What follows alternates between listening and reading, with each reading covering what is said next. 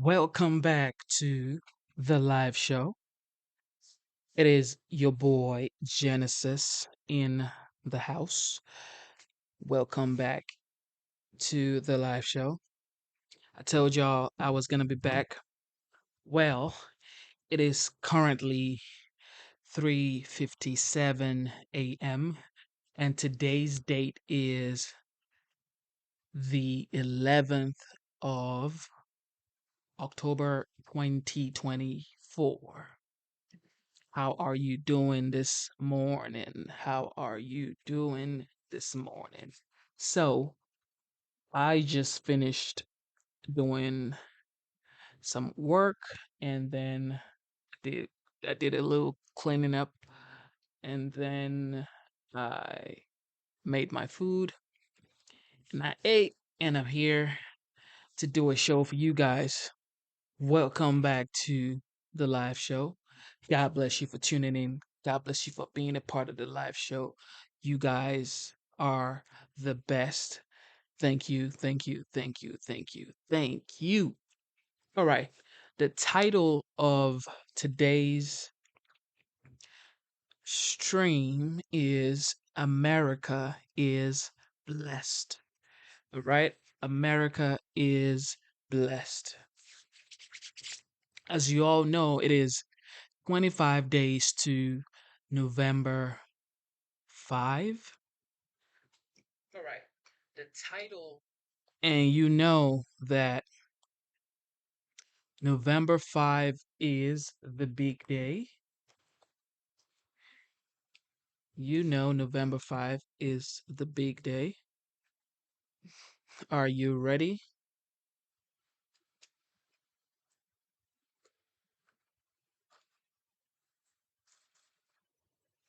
Are you ready for the big day on November 5? Well, I guess you're ready. I know you're ready. I know you're prepared and you cannot wait for the results. Well, I am prepared. I am hoping for the best and praying for the best. And I know God is in control. All right, like I always say, I know the times are hard and I know you're going through a lot of stuff. However, your believe, keep believing in yourself, keep believing in God. Never stop hoping for the best. Stay prayed up, stay grateful for life, and never ever give up on yourself. Never give up on God. All right. Thank you for tuning in one more time. You know what time it is. Double tap your screen, subscribe to the channel. You guys are the best. All right. Today we're going to start with Kamala Harris's campaign rally in Chandler, Arizona. Kamala Harris had a rally in Chandler, Arizona, and we're going to watch that right now and we're going to talk about it and then we are going to give our own opinion. I am going to give my own opinion about it and yes, that's what we're going to do. Okay, let's get straight to business. Thank you so much. Oh my goodness. All right. Okay. All right. Thank you all. Oh my goodness. Okay. All right. Okay. Okay. Come on. Come on. We got some work to do. We got some work to do. We got some work to do. All right. We got some work to do. Well, let me just say, it is good to be back in Arizona. And thank you all. There are so many. This is an extraordinary group of leaders. And I thank you all for the time that you have taken to be together, for us to have this. I love you back.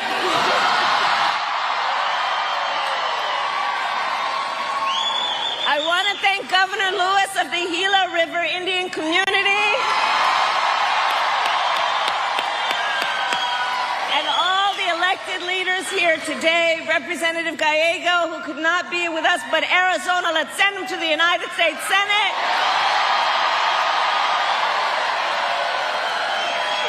And let's send former Navajo Nation President Jonathan Nez to the United States Congress.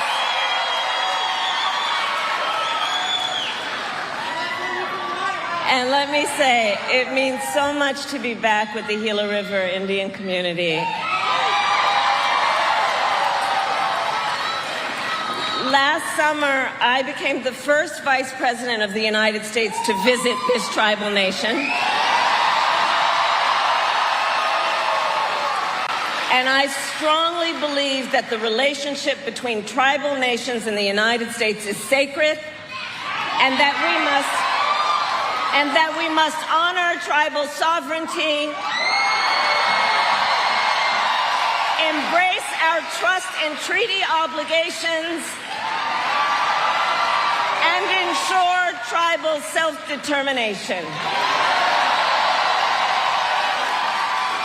And it is my promise as President of the United States, I will defend those principles always.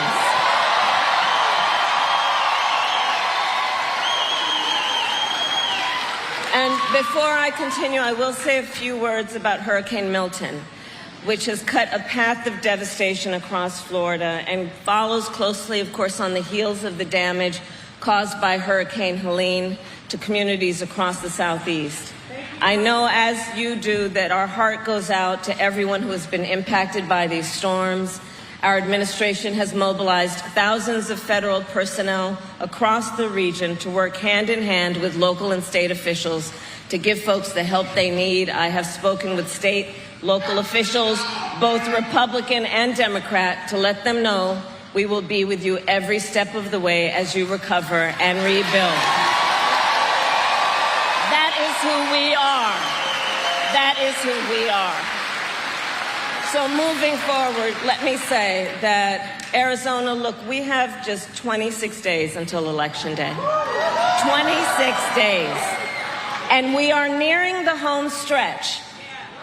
And this will be a very tight race until the very end. And we are the underdog. We are the underdog.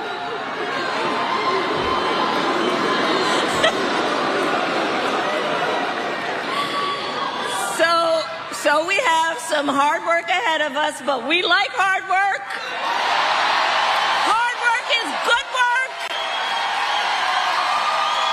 And with your help in 26 days, we will win. We will win. We will win.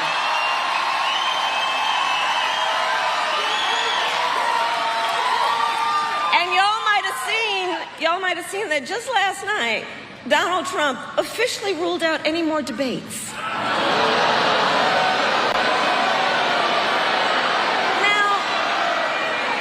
I think it's a disservice to the voters. I also think it's a pretty weak move. But even if he will not debate, the contrast in this election is already clear. This election is about two very different visions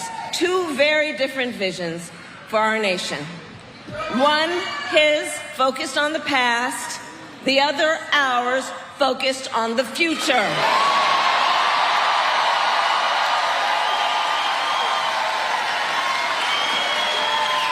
Including being focused on the issues that matter most to working families across America, like bringing down the cost of living, investing in small businesses and entrepreneurs. Do we have any small businesses in the house?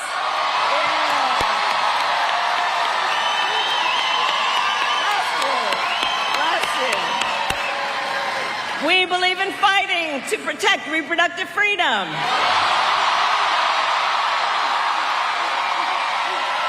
And we will always fight to keep our nation secure and honor our military service members.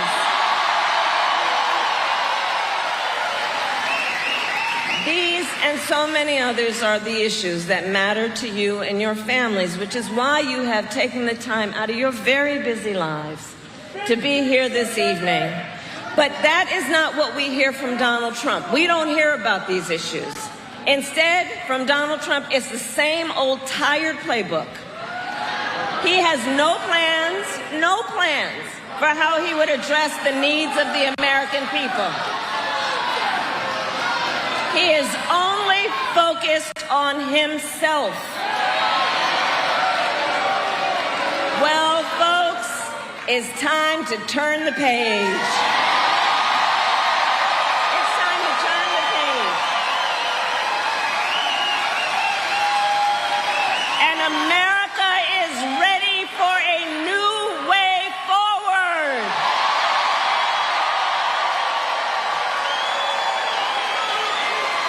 And ready for a new, optimistic generation of leadership for our country.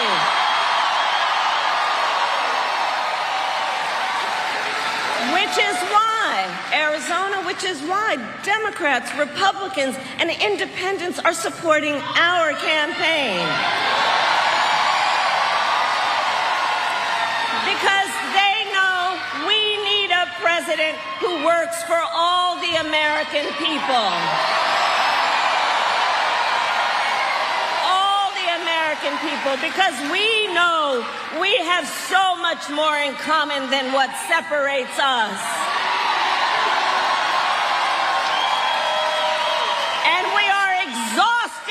With those who would try and have us as Americans point fingers at each other. We're tired of that. Enough. Enough. And fighting on behalf of the American people has been the story of my entire career. I've only had in my career one client, the people.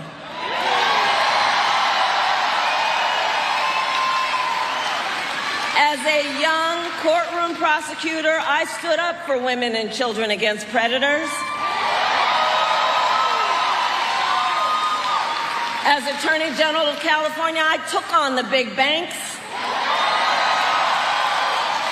delivered $20 billion for middle-class families who faced foreclosure. I stood up for veterans and students being scammed by the big for-profit colleges. I stood up for workers being cheated out of their wages. I stood up for seniors facing elder abuse, and it is my pledge to you as President of the United States, I will always fight for all the American people.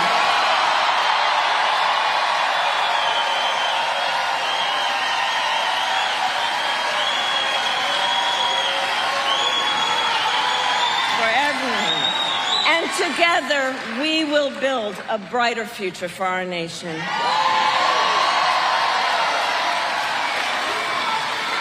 A future where we build, for example, what I call an opportunity economy, where everyone has the ability to compete and have a real chance to succeed. Under my economic plan, we will bring down the cost of housing. Arizona, you know that's an issue we need to deal with.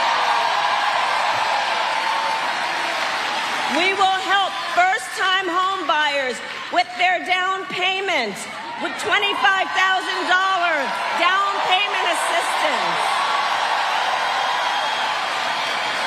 We will help entrepreneurs start and grow small businesses, knowing you are the backbone of America's economy.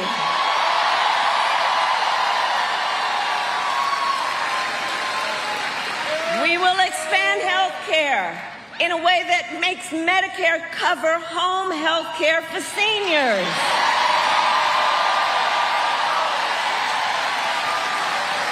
Because we know it's just not right that people have to spend down all their money to qualify for Medicaid to be able to take care of what is basically about dignity when it comes to home health care. It's about dignity. And so part of my plan is to recognize you who are members of what we call the sandwich generation, who are taking care of your young children and your parents at the same time.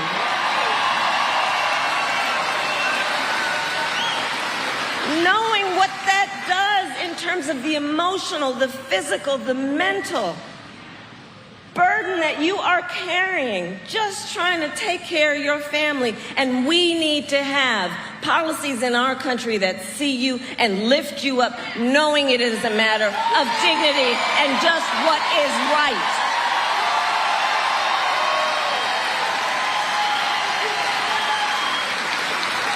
We will lower the cost on everything from health care to groceries, taking on, for example, the issue of corporate price gouging. I've done it before, and I'm going to do it again.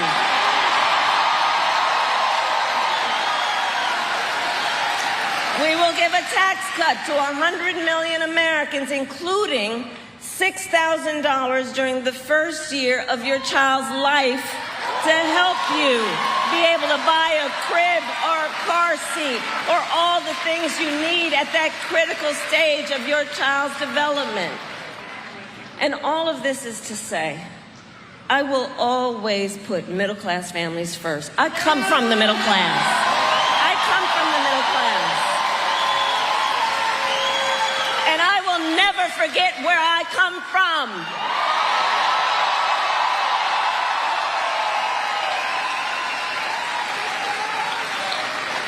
Now, Donald Trump has a different plan. Just Google Project 2025. And I continue to say, I can't believe they put that in writing. You know, they published it, they bound it, and they handed it out. They're out of their minds. And it is a detailed, dangerous blueprint for what he will do if he is elected president again. Donald Trump will give billionaires and corporations massive tax cuts. Cut Social Security and Medicare is what he would do. And impose what I call a Trump sales tax, a 20% tax on everyday goods and necessities, which will cost, the economists have said, the average American family nearly $4,000 more a year.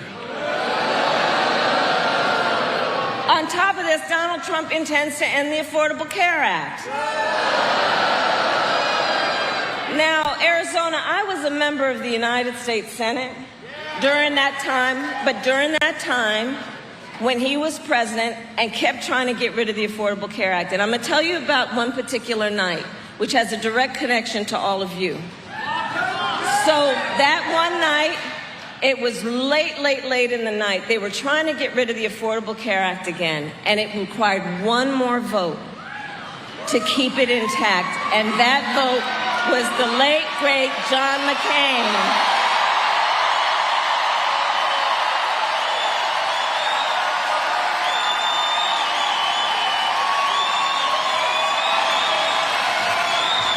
A great American, a war hero, John McCain. And I'll never forget that night. So we're all standing in the chamber, and we're waiting. And then, you know, in the Senate chamber, there are these big wooden doors. And it was like out of a movie. The wooden doors broke open. And John McCain came walking into the well of the United States Senate and said, "No, you don't. No, you don't. No, you don't."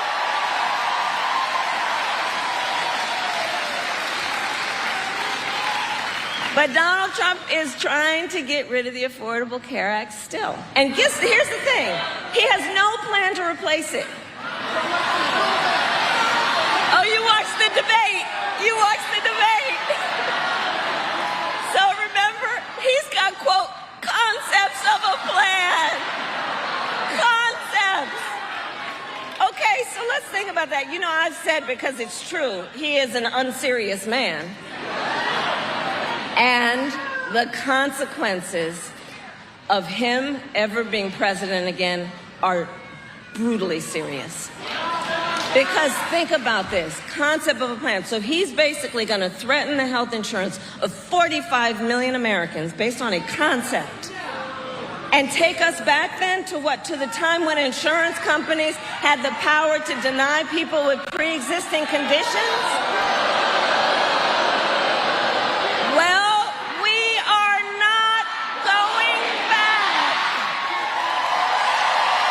We are not going back. We are not going back. We're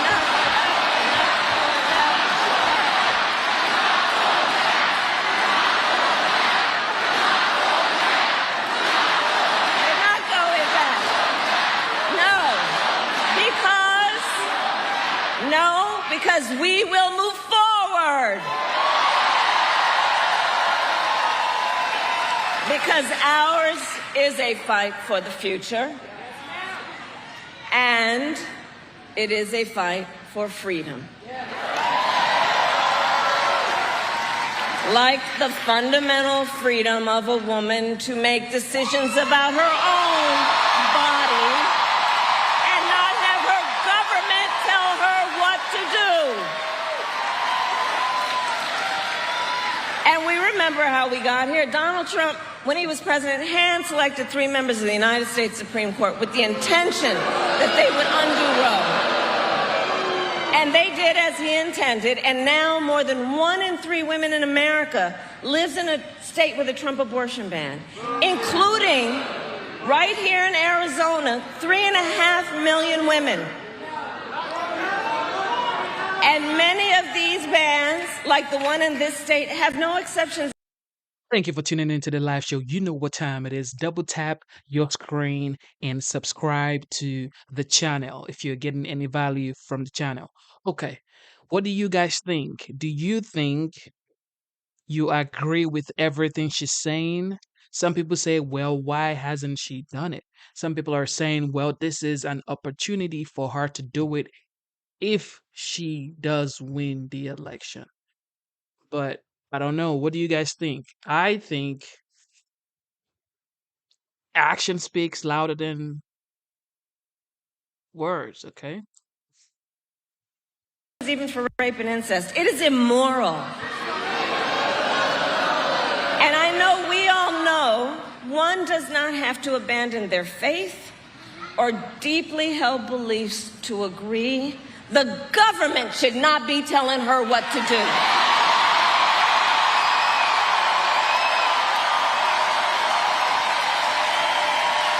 Not the government. If she chooses, she'll talk with her priest or her pastor or her rabbi or her imam, but not the government. So Arizona, we need to fight this battle on every front. And in this election, you have the chance on the state level to vote yes on Proposition 139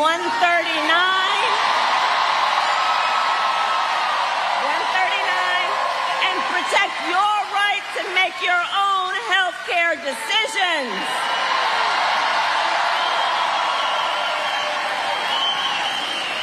And then, when Congress passes a bill to restore reproductive freedom nationwide, as President of the United States, I will proudly sign it into law. Proudly.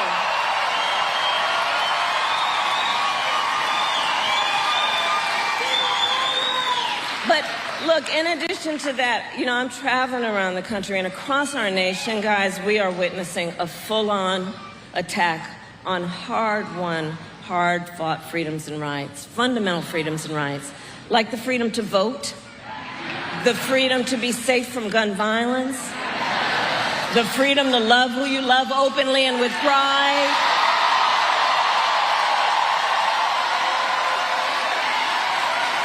and the freedom to breathe clean air and drink clean water.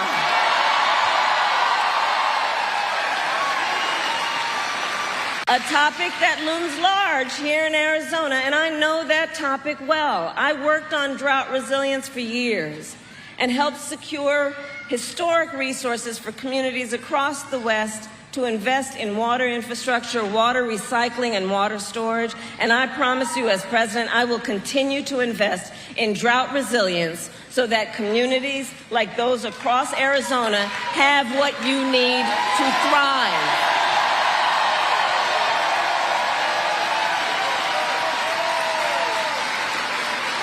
So look, so much is on the line in this election. 26 days to go. And this is not 2016 or 2020. The stakes are even higher. Because remember, a few months ago, the United States Supreme Court told the former president he is effectively immune from whatever he does in office. Now, because you all know, just imagine Donald Trump with no guardrails. He who has vowed if he were reelected, he'd be a dictator on day one.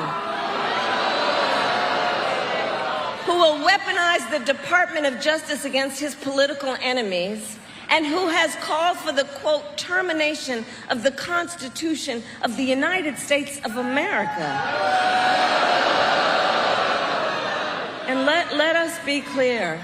Someone who suggests we should terminate the Constitution of the United States should never again stand behind the seal of the President of the United States of America. Never again. Never again. Never again.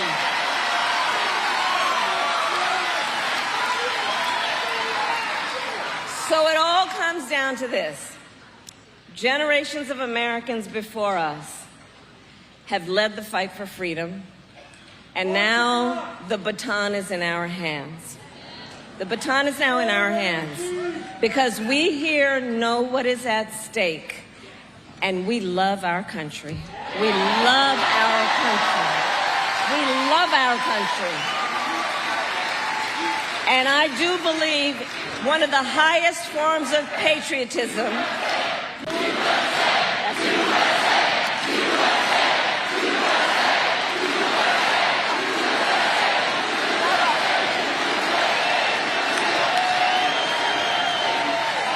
and one of the highest forms then of patriotism, of the expression of our love of our country, is to fight for the ideals of our country and to fight to realize the promise of America.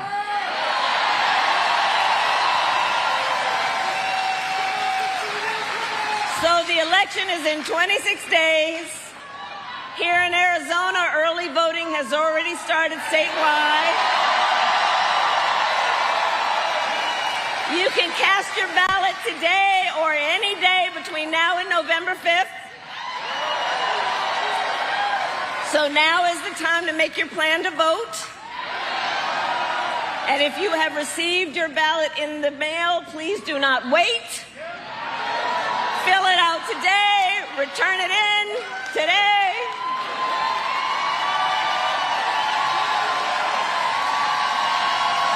I think some of you have.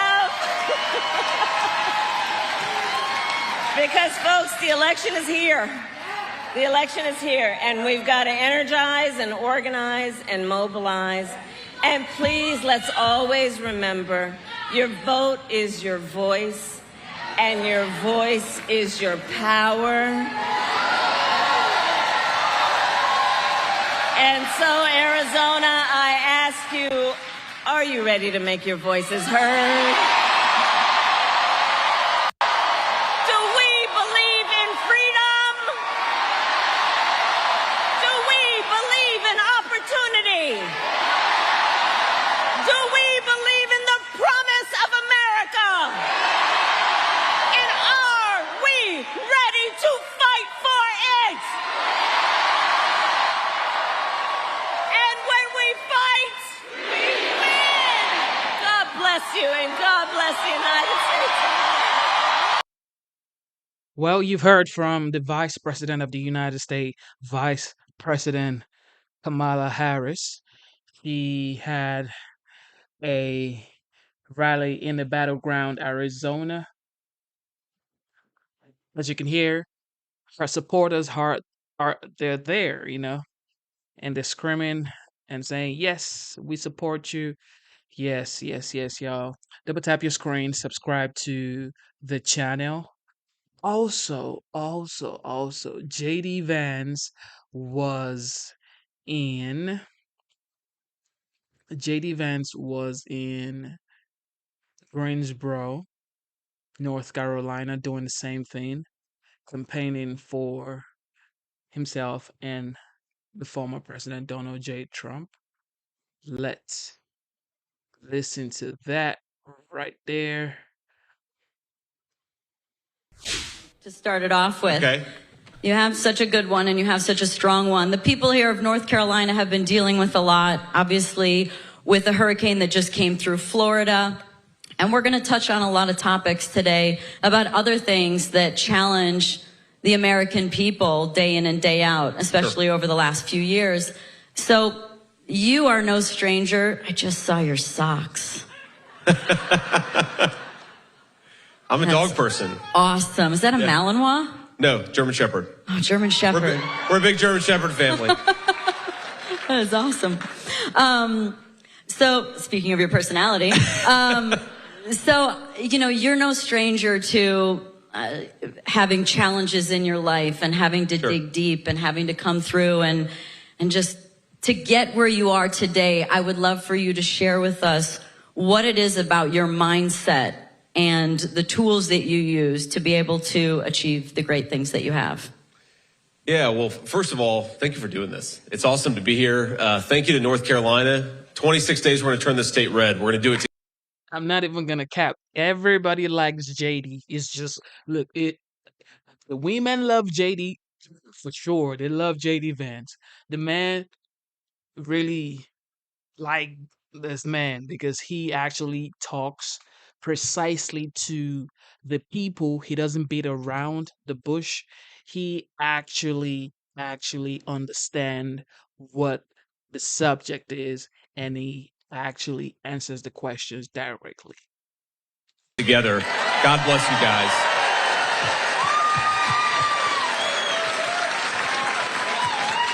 And I guess it's a tough question to ask, or a tough question to answer, because it's always hard to evaluate yourself honestly. And I think that maybe the two things, yes, I did have a tough life in some ways, and my mom struggled with addiction for a big chunk of my early life. I was raised by my grandmother. We didn't always have very much money. We love Mamaw. I know we got a lot of Mamaw lovers out here. I see the book. But I think that the main thing that allowed me to be able to live my dreams is, one, we live in the greatest country in the world. Obviously, that's important. I don't think my story could have happened anywhere but the United States of America. But I think what I always had this sense of gratitude, because, my grandmother, she couldn't walk very well towards the end of her life. I mean, she died when she was 72 years old, which, then I thought was really old, but now I think it's kind of young, actually. It is. And I realized, like, there were so many little ways where without her love and without her support and without her going above and beyond, I just wouldn't have been here. And that recognition, you can let yourself become a victim when times are tough. You can sort of become a little resentful, or you can recognize that, there, but by the grace of God go I. And because of Mamaw, I was able to, marry this beautiful woman who's here. Usha's, my lovely wife, is with me.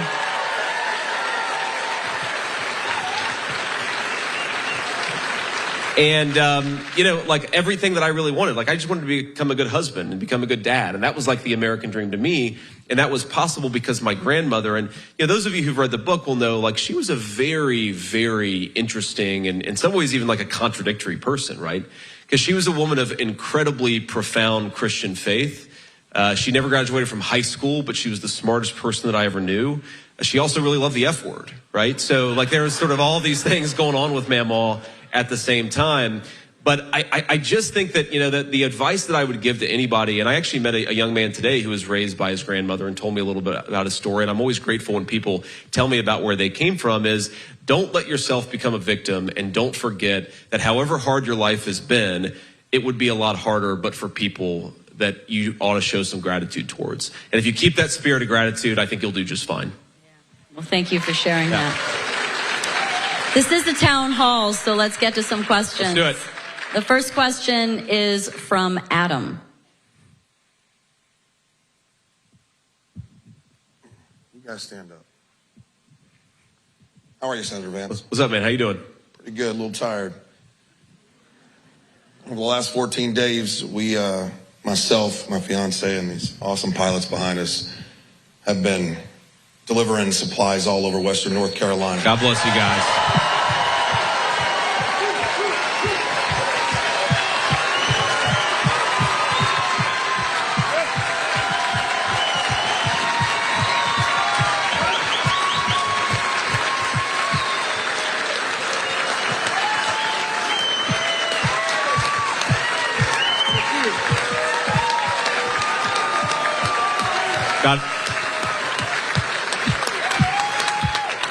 God bless y'all. We love you. We're proud of you, and we're so grateful to you. They're here. We've seen a bit of everything. We've seen absolute decimation, we've seen destruction, and we have seen miracles left and right. Over the last 14 days, we've probably had close to, just at our location, maybe 500 different volunteers come through. And we have seen American of every shape, color, creed, and size helping every other American, which is what America is supposed to be.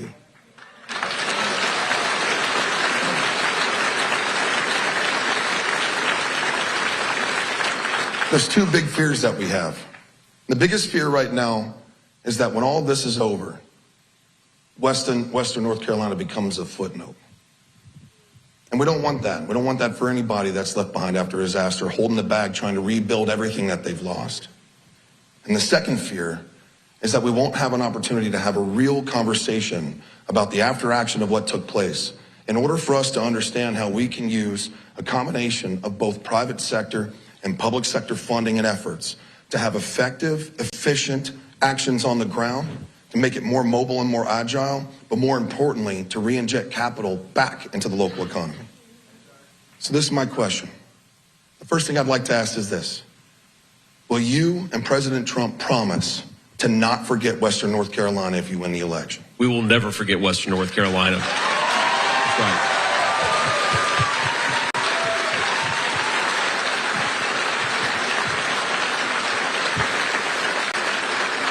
And I don't doubt that you won't. I do not doubt.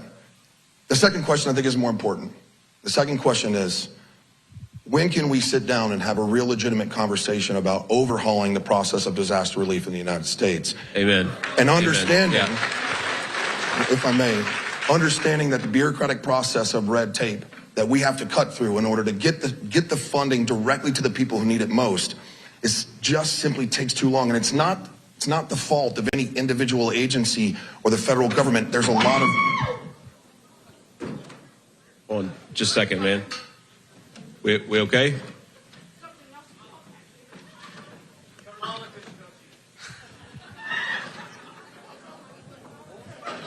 Kamala Harris built this platform behind us. That's what happened.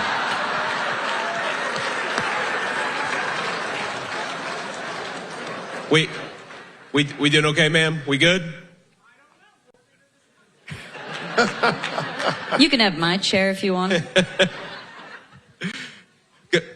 Go ahead, sir.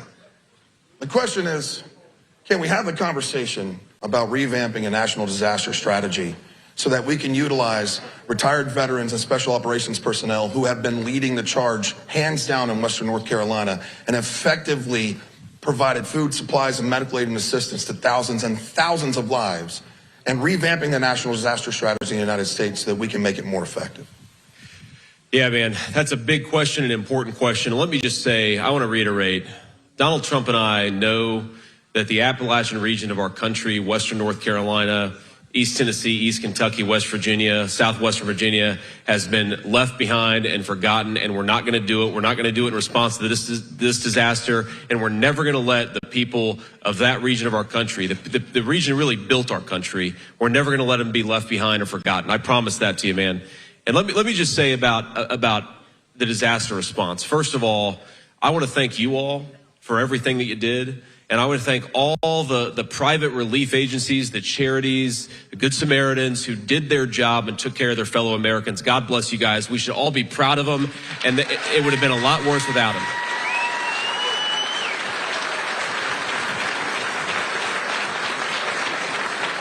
And look, I think now that hopefully we're moving to the stage where we're trying to rebuild as opposed to just recover.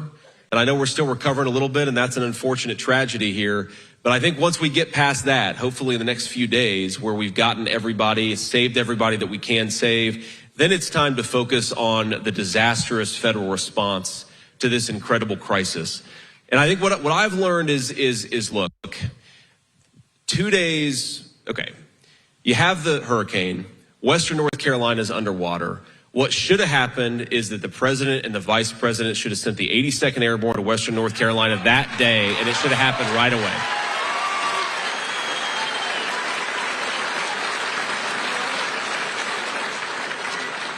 And instead, of course, we had a president at the beach and a vice president at a fundraiser in San Francisco. What you need in times like this is you just need leadership. Because I think, sir, you put it so well, it's not any one agency. And there are a lot of people working on the federal effort who are doing a good job, or at least is doing as good as they can. The problem is all the bureaucratic incompetence. And I was actually talking with Elon Musk about this a few days ago. I mean, Elon, by the way, was like a center-left Democrat 4 years ago. Now he's got a dark MAGA hat, right? On that you didn't talk about a guy who's pissed off about government incompetence. He's Elon Musk. But I think what happened is, look, you've got the FAA, you've got FEMA, you've got all these relief agencies, and you've got people who have been trained by the government bureaucracy that their job is not to cut the BS and help people, it's to basically act like the DMV, right? And unfortunately, what that means in this case is you've got a lot of people who could have been helped, a lot of lives that could have been saved that weren't. And there's a lot of details to figure out. I'm sure we're going to learn a lot about how corrupt and incompetent our government is. But I think the most important thing here is we try to get to the bottom of how we had such a massive failure. And I'm sorry, think about this. In 2010, the terrible earthquake in Port-au-Prince, Haiti, the 82nd Airborne was there 2 days later. 2 days later. The 82nd Airborne is an hour away from Western North Carolina, and it took 6 days to get them there. That doesn't happen without a failure of leadership. We got to get to the bottom of exactly what that failure of leadership looked like. And the final thing I'll say, sir, is the only way to fix this is by accountability. It's true in the private sector. It's true in the public sector. If you don't have accountability, in other words, if you don't fire the people who screwed up, it's never going to get better. And what is fundamentally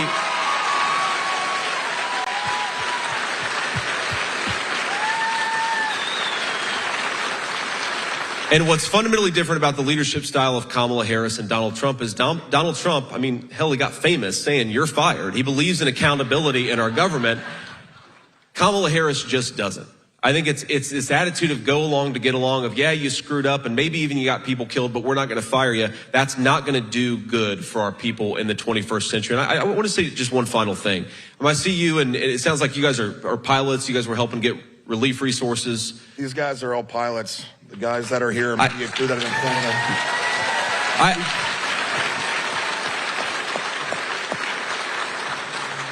I just want to say, man, I want to be the kind of vice president where you feel like I have your back and that I haven't left you behind. And I know that Donald Trump wants to be the kind of president that will always have your back and never leave you behind. We are so proud of you. We're so grateful for you, and we're going to fight for you when we're in the White House. God bless you guys. Thank you. Thanks for the question, man.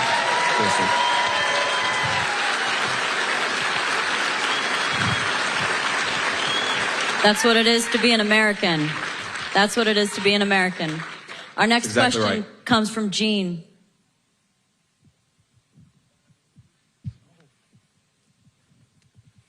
First, thank you so much for being here. We really appreciate it. And thank you for being that public official who knows how to answer a question. Thank you, Gina.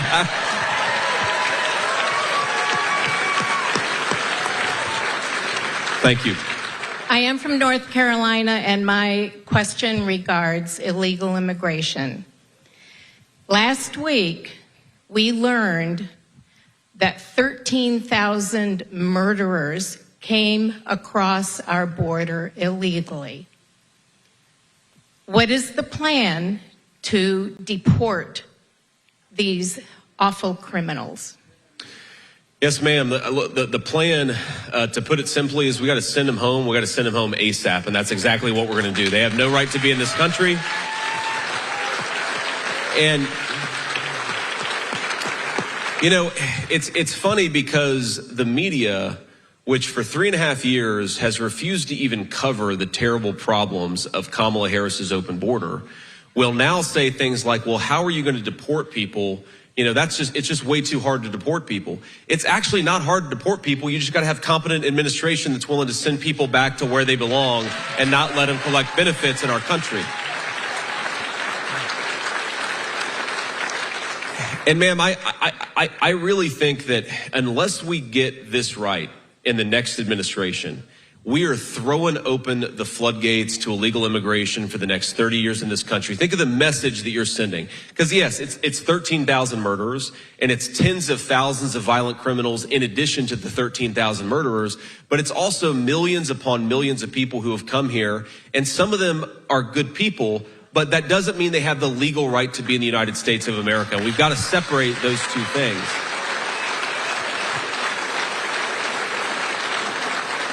And if the message that our country sends after 25 million illegal aliens coming into this country is you get to stay here, you get to collect housing benefits, you get to collect welfare benefits, while folks in Western North Carolina are struggling to survive, we will never have a border in this country again. It's why we got to elect Donald Trump. Send a message to these people. No more illegal immigration. No more open borders. Good, ma'am. On the topic of illegal immigration, it's estimated that it costs this country $150 billion a year. So I'd like to hear where is that affecting the American people? And when that's solved, what can they expect to improve? Yeah, Danny, it's affecting people in so many different ways. And I actually think that $150 billion may even be undercounting it. Because a lot of what that money is illegal aliens who collect welfare benefits in some form or another. So that's Section 8 housing. And take just one example. Let's say and I've seen this in communities that I represent in the state of Ohio, where you'll have multiple families living in the same house. Each of them gets Section 8. So they're able to pay way more than an American citizen who's just working at their job 40, 45, 50 hours a week. And so Americans are getting evicted from their homes to make way for illegal aliens who are only there because of the generosity of American taxpayers. That is one of the biggest ways it affects us, is it drives up the cost of housing and it leads to a lot of people being unable to afford their homes. Here's another big way it matters. I don't know what the exact number in North Carolina is, but I learned in Michigan, 85,000 children of illegal aliens are in the Michigan public schools. And Michigan and North Carolina, probably about the same number, actually, here in the state of North Carolina.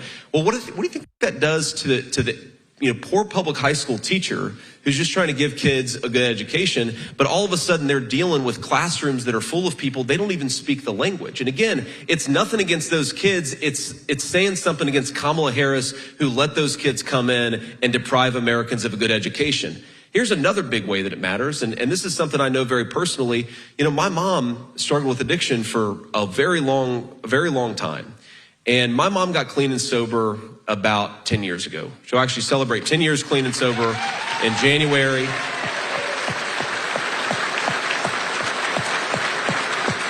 And I thank you all for that. And I just know, please, that there is hope on the other side of addiction. There really is hope and recovery for all of those who are struggling with it or have families that do. But there's only hope if we give people a second chance.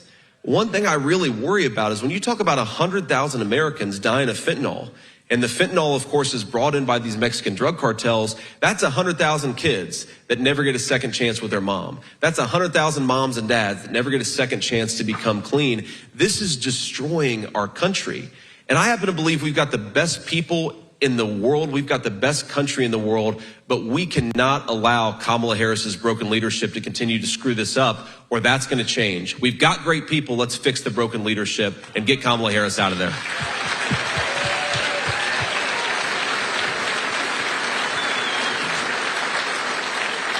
We all look forward to that.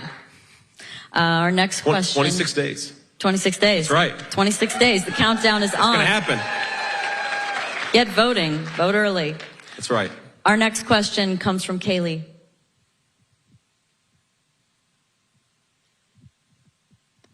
Hello. Thank you, Senator Vance, for being here. Of course. And thank you for taking questions because you're doing a great job. I've taken more questions in the past 15 minutes than Kamala Harris has the whole campaign. But you guys...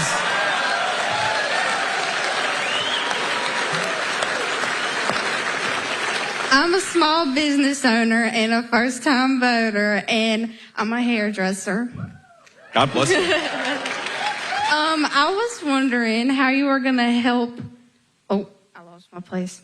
Oh, one day I want to start a family and own my own home, but with raising costs, I do not know if that will be able to happen. You have come from humble beginnings, so what is your plan for creating more opportunities for people like me? Yes, ma'am. Of course. Well, thank you for your question, and it's an important one. And I will say, I think we've got a question here, a question over here, and a question over here. I think I need a swivel chair the next time that we do an event like this. You need to make us a lazy Susan. That's right. That's Spin around. Right. Well, I think to answer your question, let's start by understanding where, because it's really important to understand the root causes of some of these problems. Why are things so expensive under Kamala Harris's leadership? And there are a whole host of things I could point to, but actually the most important is energy, okay? So think about it like this. Groceries are 25% higher than they were 3.5 years ago. That's because the truck drivers are paying way more for diesel fuel, and it's the truck drivers who are getting the groceries to the grocery store. Our farmers are paying more for diesel, and of course they're the ones growing the food. And then finally, you think about building a house. Well, if all the people who are doing the building and delivering the materials are paying more for gas and more for energy, then that's going to raise the price of everything.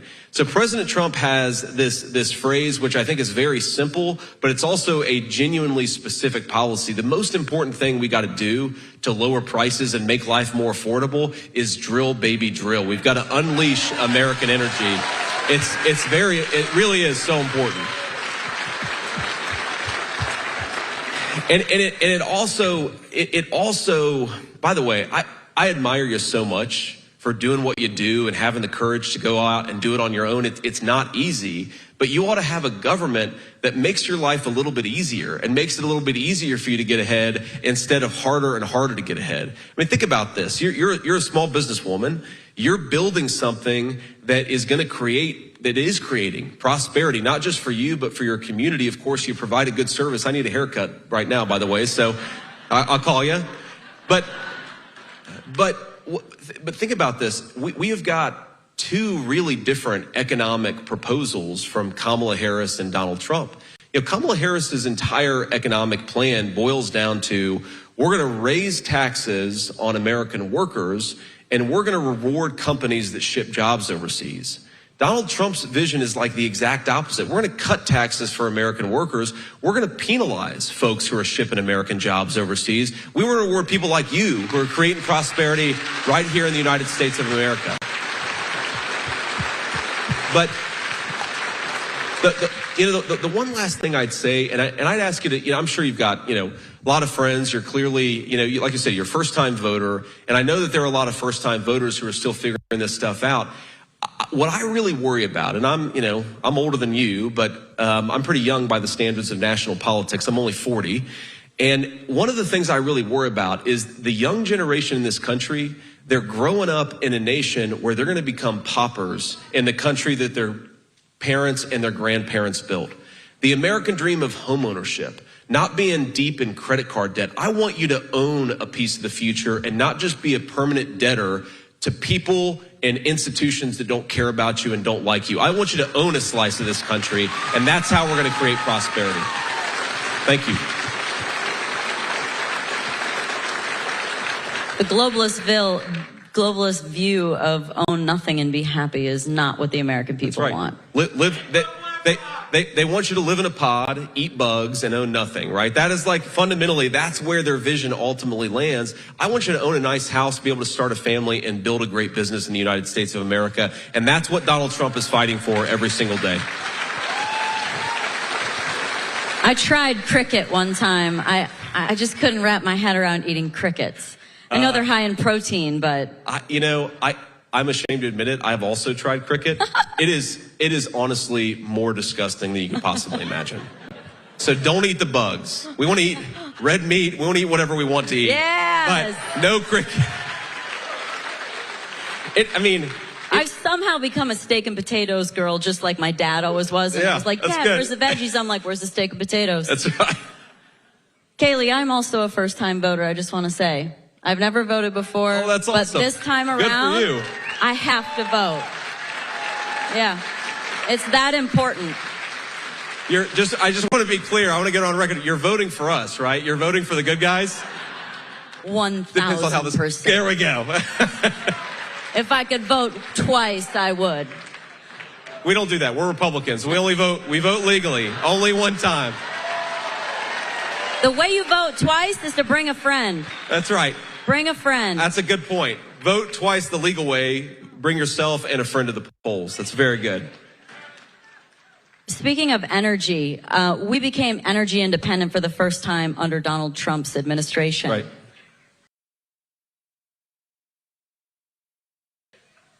With AI requiring so much power to run it, and with wanting to become energy independent again, how long do you think it's going to take to be there again? And what is the pathway to that? That's a very good question, because to your point, AI requires so much power that unless we have effectively unlimited power, we're not going to be able to power the AI revolution. I mean, this is like crazy, space age stuff. Like, instead of going to a doctor to get... Thank you for tuning into the live show. You know what time it is. Double tap your screen. Subscribe to the channel. You guys are the best. Thank you for being here. Thank you for being a part of the live show. So I don't like the way the scene is spaced out. Let's get this one. So think about it like this. Groceries are 25% higher than they were 3.5 years ago. That's because the truck drivers are paying prosperity. Thank you. The globalist view of own nothing and be happy is not what the American people want. They want you to live in a pod, eat bugs, and own nothing, right? That is like fundamentally, that's where their vision ultimately lands. I want you to own a nice house, be able to start a family, and build a great business in the United States of America. And that's what Donald Trump is fighting for every single day. I tried cricket one time. I just couldn't wrap my head around eating crickets. I know they're high in protein, but... I'm ashamed to admit it. I've also tried cricket. It is honestly more disgusting than you can possibly imagine. So don't eat the bugs. We want to eat red meat. We want to eat whatever we want to eat. Yes. But no cricket. I've somehow become a steak and potatoes girl, just like my dad always was. And I was like, Dad, where's the veggies? I'm like, where's the steak and potatoes? That's right. Kaylee, I'm also a first-time voter, I just want to say. I've never voted before. Oh, that's awesome. But this time Good around, for you. I have to vote. Yeah. It's that important. I just want to be clear. I want to get on record. You're voting for us, right? You're voting for the good guys? 1,000%. There we go. If I could vote twice, I would. We don't do that. We're Republicans. We vote legally. Only one time. The way you vote twice is to bring a friend. That's right. Bring a friend. That's a good point. Vote twice the legal way. Bring yourself and a friend to the polls. That's very good. Speaking of energy, we became energy independent for the first time under Donald Trump's administration. Right. With AI requiring so much power to run it, and with wanting to become energy independent again, how long do you think it's going to take to be there again? And what is the pathway to that? That's a very good question, because to your point, AI requires so much power that unless we have effectively unlimited power, we're not going to be able to power the AI revolution. I mean, this is like crazy, space age stuff. Like, instead of going to a doctor to get your skin checked out to see if you have skin cancer, for example, you can take a photo and it'll tell you whether you have cancer. Like, that's what the AI revolution is going to mean. That's going to mean more people living. That's going to mean cheaper medical costs, but only to your point, if we get those energy costs reasonable. You ask, how long is it going to take to get energy independent? If Donald Trump is the president, it'll happen almost immediately, because we've got so much energy here, we can do it. I mean, 2 years to get us back to where we were. Because, I mean, look, in Pennsylvania, in North Carolina, I mean, in Florida, we've got energy resources that the world would literally kill for. And in some cases, some of these countries have actually started wars over the resources we have. Kamala's entire policy is to buy oil and gas from tin-pot dictators all over the world. Let's buy it from American citizens right here at home and create a lot of good American jobs in the process. But look, if Kamala Harris wins, God forbid, I'm going to have nightmares now just for saying that. But I think it would take us 10 years after her administration, assuming she only got 4 years, it would take us 10 years to get us out of the hole that she would dig us into. That's how bad these guys are on energy. They've got it in their mind that they care about the environment, but they don't actually care about the environment. We believe in clean air and clean water in the Republican Party. We actually created a lot of the environmental protections that exist. You were on stage with Bobby Kennedy. Bobby Kennedy cares about the environment. Trust me, he does. But if you want clean air, you don't ship all of our manufacturing and energy to China, which is the dirtiest economy per unit of economic output in the world. You build more and make more in the United States of America. That's what President Trump will do.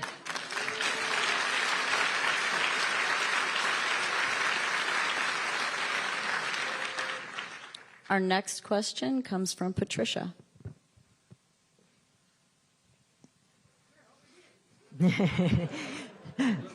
Good evening. Now I really need that swivel chair, Patricia. I've got your back. Thank you. That's right. I'm Pat, and I'm from Timberlake, North Carolina. And I'm a retired healthcare worker. And my question tonight is that it's about Social Security. Yes, ma'am. And I've seen ads and posts where Donald Trump is going to take away our Social Security or cut it or decrease it. But then I also see ads and posts that Donald Trump is planning to remove taxes on Social Security. Can you explain and describe and clarify yours and Donald Trump's Social Security plan? Yes, ma'am. Well, first of all, and I'm sure I don't have to tell you this, but I'm going to stand up here because ma'am, I think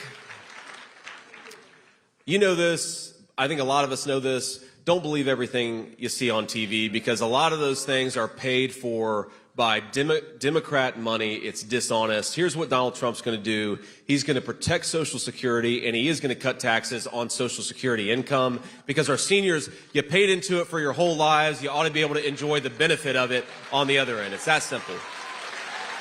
But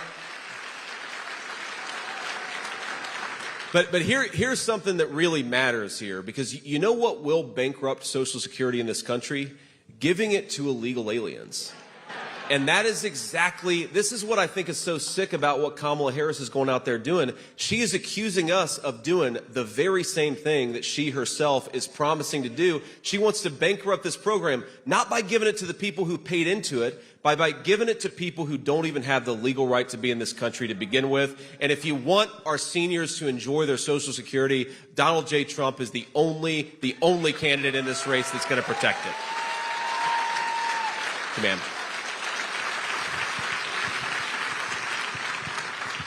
So I think it's safe to say that if you were in the administration for the last few years, you'd do some things different. I think so. I think so. I like that when Kamala speaks, we gain 100,000 votes. Is that the number? You know, though some of her interviews are so bad, maybe it's a couple 100,000 votes. But, you know, there's an interview that she gave a couple of days ago with The View. Not exactly a hard-hitting one. No, that's like, you know, the ultimate softball interview. But I guess it's tough if you can't even hit a T-ball, which I think is Kamala Harris in some of these interviews. But, you know, she was asked, and we had to back up for a second. Remember, the whole argument of her campaign is that she is different from Joe Biden. You would actually, in fact, you know, be forgiven for believing that she's not his sitting vice president, even though, of course, she is, because she's running so far away from it. And she cast the deciding vote on a lot of the worst policy. She has bragged about being the last person in the room when these decisions were made. So The View asked Kamala Harris, a total softball, would you have done anything differently from Joe Biden over the last 4 years? And Kamala Harris says, nothing comes to mind. It blew up the whole lie at the heart of her campaign in one interview answer. And I will say, though, when she says nothing comes to mind, that's probably true about whatever topic the answer is about. So I'm hardly the most obvious person to defend Kamala Harris, but maybe she was just being honest about her state of mind. Shows she's a placeholder. Exactly. Didn't have any thoughts. We know that it would be different with you guys, and we know that you answer questions, and we love that. We love having someone in charge of our country that answers questions and that's going to get things done. I appreciate that. Well,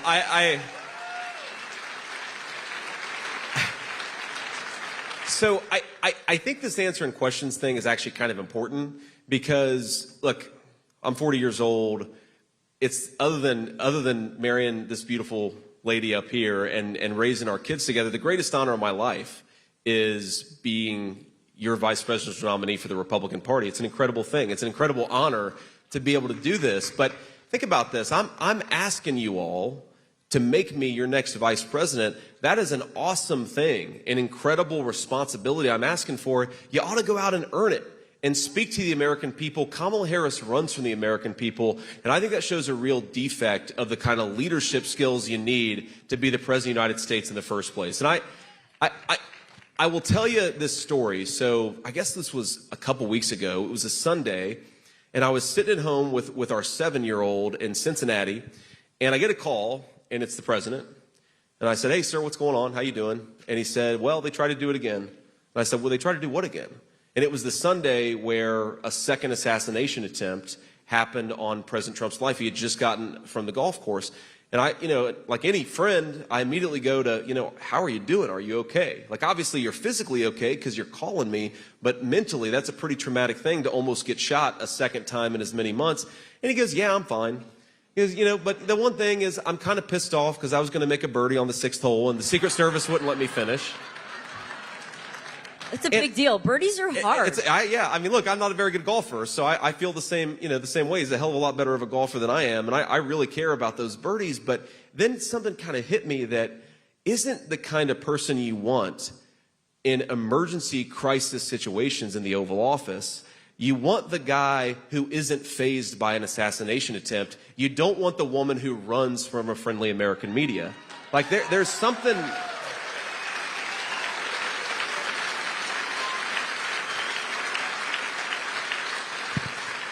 There's something about the way that Kamala Harris has run this campaign that I think is genuinely, to all Americans, Democrats, Independents, Republicans, is insulting. Because think about it, she's asking you to give her control over millions of American troops. Potentially, over the entire nuclear arsenal of the United States. She is asking for literally the authority to command life and death all over the world. And she won't even go out and talk to the American people in a non-friendly setting. We all should be insulted by that. I think it's a disgraceful way to run a campaign, and I hope we don't reward her, and I don't think that we will.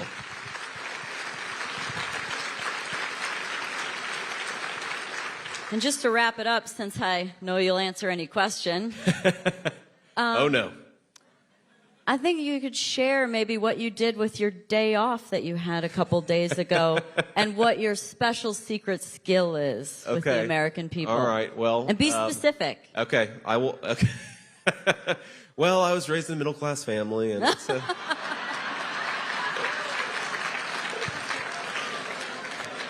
that's the Kamala Harris answer to any question. So... You forgot to laugh. Guys, you forgot to laugh. Right. Yeah, I forgot the awkward cackle afterwards. But the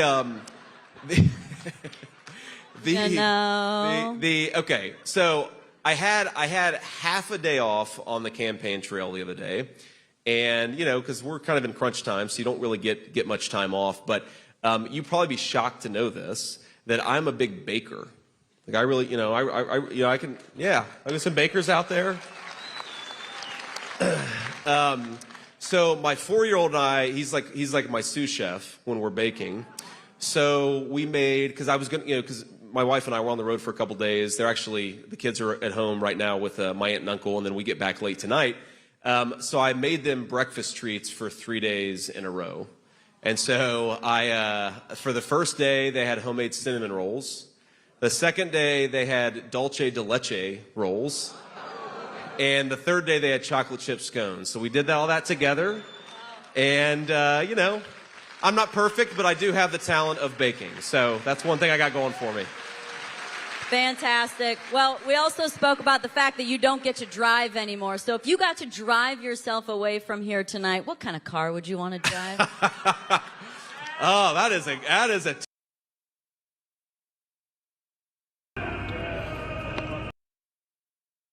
Okay, JD. Bacon. I see you. Cinnamon rolls and all that. All right, JD. Okay, my boy. All right, double tap your screen, subscribe to the channel. You know what time it is. All right. Like some of you know, or maybe some of you don't know, the former President Barack Obama actually spoke at a campaign event in Pittsburgh. Let me know what you guys think about the JD Vance conversation with the lady over there. It's like sort of kind of like a town hall. I think, like I always say, JD is precise, straight to the point.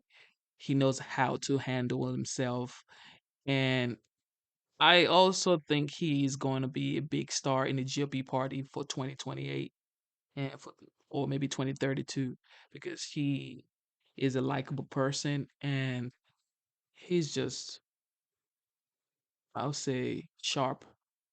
He's a sharp shooter. All right, here we go. Let's listen to the former President Barack Obama. Let's get it.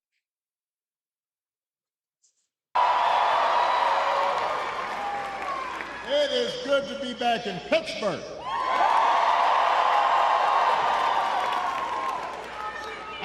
I love Pittsburgh.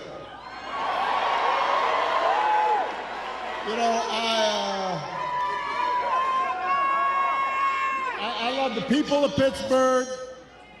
I love the food in Pittsburgh. I don't usually do this, but this is a little bit of a Yelp rating. Just had some of Pamela's pancakes. I first had those like 10, 15 years ago when I was running. And I was all like, I need some of those pancakes this time out. And even though I'm from Chicago, some of you may know, when I was a kid, I was a Steelers fan.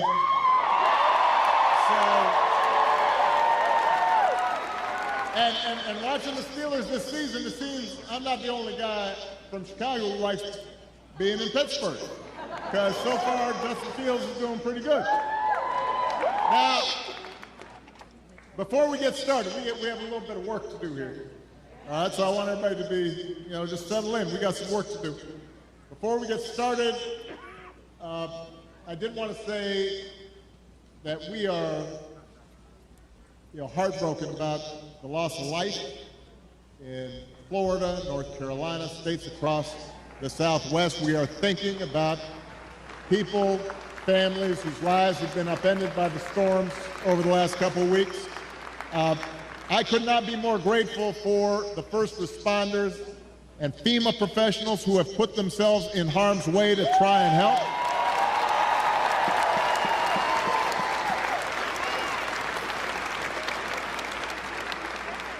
You know, it's times like this when you realize having honest, competent leadership in government really matters. It makes a difference. And today I'm asking you to vote for some of those leaders, including some folks we need working with your outstanding governor, who you just heard from, Governor Josh Shapiro. We need them in Harrisburg. So we need you to vote for your next Auditor General, Malcolm Kenyatta. Your next Attorney General, Eugene DePascale. Your next State Treasurer, Eric McClellan. And my buddy, your outstanding United States Senator Bob Casey.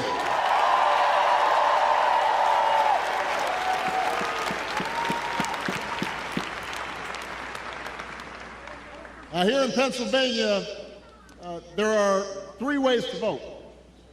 You can vote early, in person, at the county election office, or at a satellite office. You can also vote by mail. And if you need to figure out how to do that, just go to iwillvote.com PA to find a place to vote early or to request a ballot. And of course, you can vote at your polling place on Election Day, November 5th. But if you're at this rally, let's face it, you're probably voting unless you are 12. So you also have to help your friends and family make a plan to vote.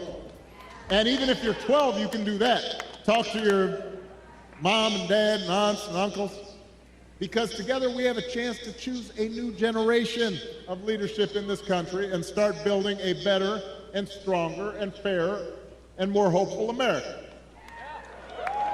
Now, you've already heard tonight, this election is going to be tight because there are a lot of Americans who are still struggling out there. They're still striving to make life better for themselves, for their families, and for their kids. And let's face it, as a country, we've been through a lot these last few years. We had a historic pandemic wreaking havoc on communities and businesses. Disruptions from the pandemic then caused prices to spike, and that put a strain on family budgets. And in many ways, it's felt like the aspirations of working people have taken a back seat to the priorities of the rich and the powerful. So I get it, why people are looking to shake things up. I mean, I am the hopey changey guy. So I understand people feeling frustrated and feeling we can do better.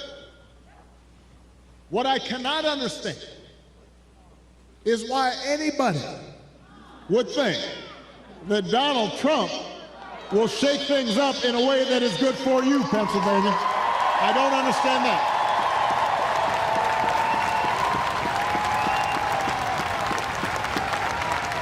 Because there is absolutely no evidence that this man thinks about anybody but himself. I've said it before. Donald Trump is a 78-year-old billionaire who has not stopped whining about his problems since he rode down his golden escalator 9 years ago. You've got the tweets in all caps, the ranting and the raving about crazy conspiracy theories. You have the 2-hour speeches, word salad, just, you know, it's like Fidel Castro, just on and on. constant attempts to sell you stuff. Who does that? Selling you gold sneakers and a $100,000 watch and most recently a Trump Bible. He wants you to buy the Word of God, Donald Trump edition. Got his name right there next to Matthew and Luke. I mean, you could not make this stuff up. If you saw it on Saturday Night Live, you'd say, well, no, that's going too far. No, he's doing that.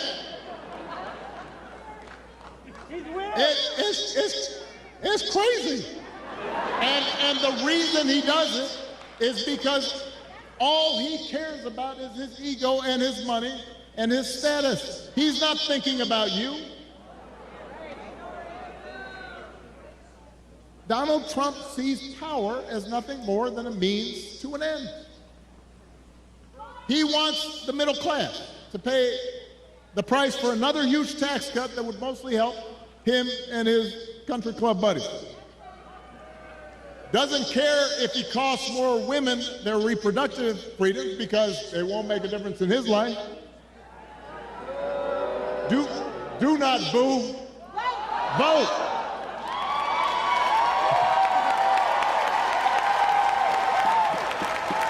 They can't hear your boos, but they can hear your votes.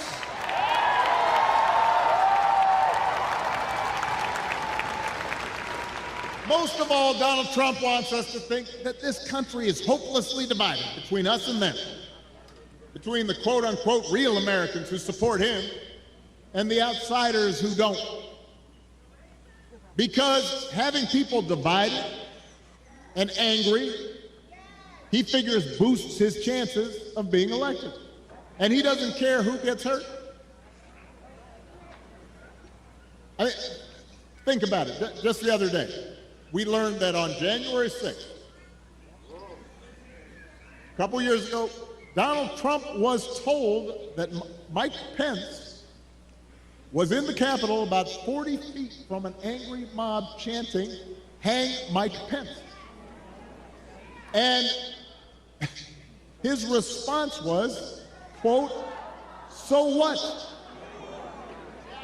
Don't boo."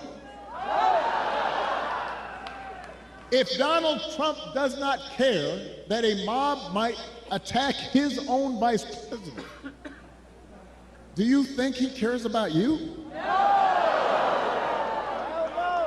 Pennsylvania, we do not need 4 more years of that. We don't need 4 more years of arrogance and bumbling and bluster and division. America's ready to turn the page.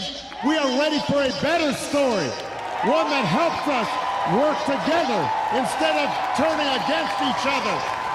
Pennsylvania, we're ready for President Kamala Harris.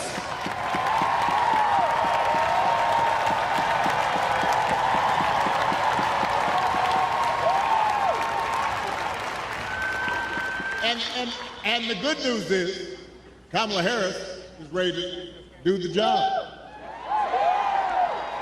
This is a leader who has spent her life fighting on behalf of people who need a voice and a change. Somebody who was raised in the middle class, who worked a summer job at McDonald's while she earned a degree, who believes in the values that built this country. Somebody who has served with distinction in every office that she has ever held. I think we probably had a fainting spell back there.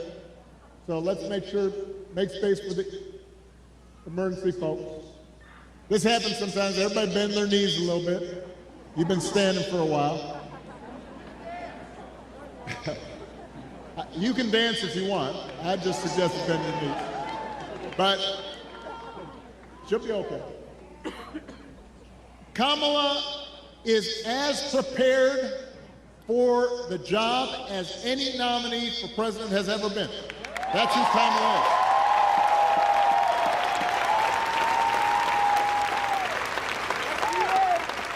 And in the White House, she will have an outstanding partner.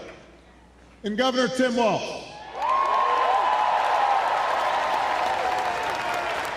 Tim is a veteran. He is a teacher. He's a coach. He's a hunter. He's been a great governor working with Democrats and Republicans to get stuff done. He can also take a vintage truck apart and put it back together again. You think Donald Trump can do that? For that matter, do you think Donald Trump has ever changed a tire in his life? I'm just trying to picture. Thank you for tuning in to the live show. Double tap your screen and subscribe to the channel. It is your boy Genesis. Let me just tell you, Obama has always been a very good orator. This is why people love Obama. People who love him so much because he knows how to talk to the people. His orating skills is off the chart, 100%. Let's get it. The point is, if you elect Kamala and Tim, they won't be focused on their problems, they'll be focused on yours. They understand that too many folks here in Pennsylvania and across the country are struggling to pay the bills. Even though wages are steadily growing and inflation is finally slowing, the price of everything, from health care to housing to groceries, it's still too high. And that takes a real bite out of paychecks. It hurts. So the question is, who's really going to do something about it? That's what you should be asking yourself. Now, Donald Trump's plan is to do what he did last time, which was give another massive tax cut to billionaires and big corporations. And then, don't boo, I'm going to break you of this habit. And the reason some people think, well, I don't know, I remember that economy when he first came in being pretty good. Yeah, it was pretty good, because it was my economy.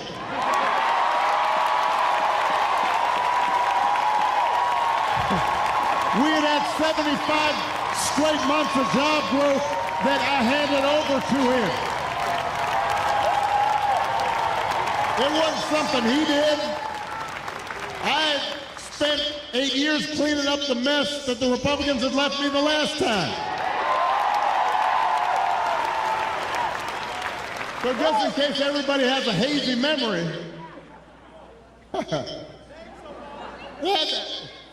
he didn't do nothing except those big tax cuts.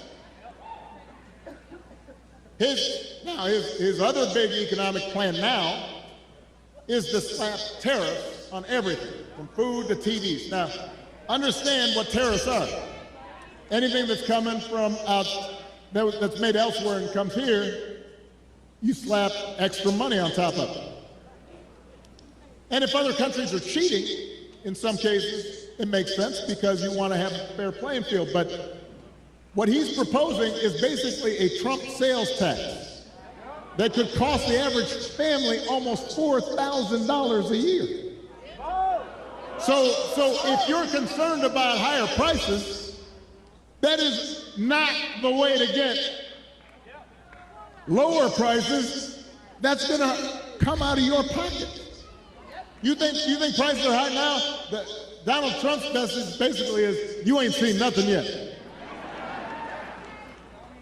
All right, so that's as far as you can tell, that's his plan, right? Because it's not written down anywhere. When it comes to health care, you heard it in the debate. Donald Trump's got one answer. Ending the Affordable Care Act that 45 million people rely on.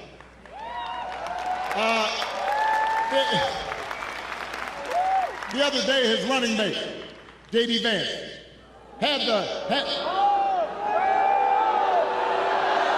gotta vote. The other day, his running mate had the nerve to say, Donald Trump salvaged the Affordable Care Act.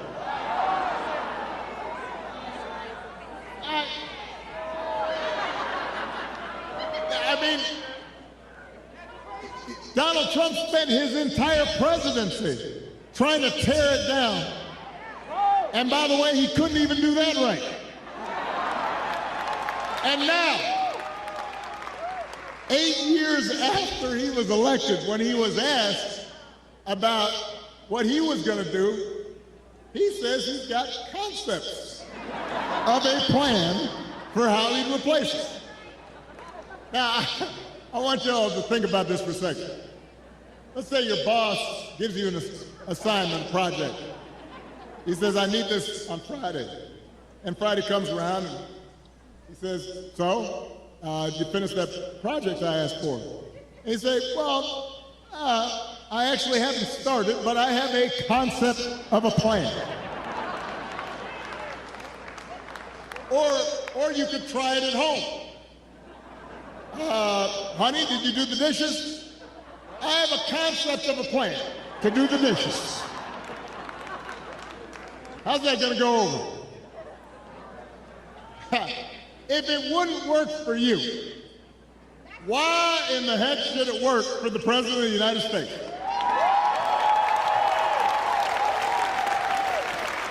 But the good news is, Kamala Harris, she doesn't have concepts for a plan. She has an actual plan to make your life better.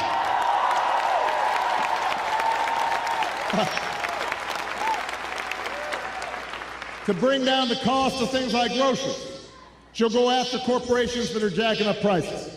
Just like she went after big banks and for-profit colleges when she was an attorney general in California. And believe me, when she does, nobody's going to want to stand in her way. I remember after the home mortgage crisis, Kamala pushed me and my administration harder than any other attorney general in the country to make sure homeowners got a fair settlement. It did not matter that she was pushing a Democratic administration. She was not going to let anybody stop her from winning as much relief as possible for the families who deserved it. And because of the work she did, those families got billions more than they would have otherwise got. That's the kind of president Kamala Harris will be.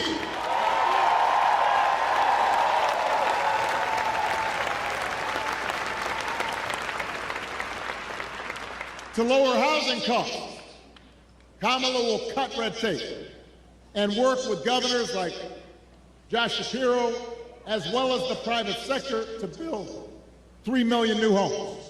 And she'll give first-time home buyers up to $25,000 to help with the down payment. Plans, concrete plans. And for a lot of folks, that could be the difference between watching their dreams pass them by and finally owning a place of their own. To lower health care costs, Kamala already worked with Joe Biden to take on the drug companies and bring down the cost of insulin and hearing aids and more than 50 prescription drugs. And as president, she will never stop working to limit out-of-pocket costs and protect your care. That's who Kamala is. She's got a track record of doing it. And here's a big one. Instead of giving more tax breaks to billionaires and raising prices on working families, Kamala will give a tax cut to 100 million middle class and working people here in America.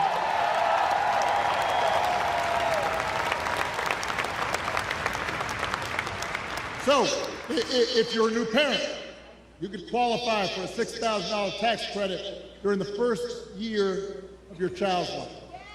Because I don't have to tell a lot of you, raising kids is hard. And she wants to make it easier to afford stuff like a crib or a car seat or diapers. I remember buying diapers. I remember the first time I went in the store, right after Malia was born. I was like, what? That's how much diapers cost? I remember changing diapers.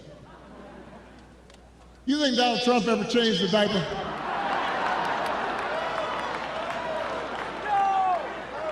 No chance. Yeah.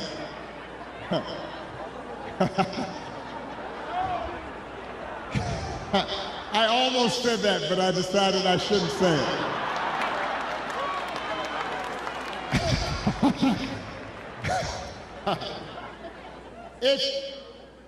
If you're starting a small business, Kamala Harris will give you a $50,000 tax credit to help you get it off the ground.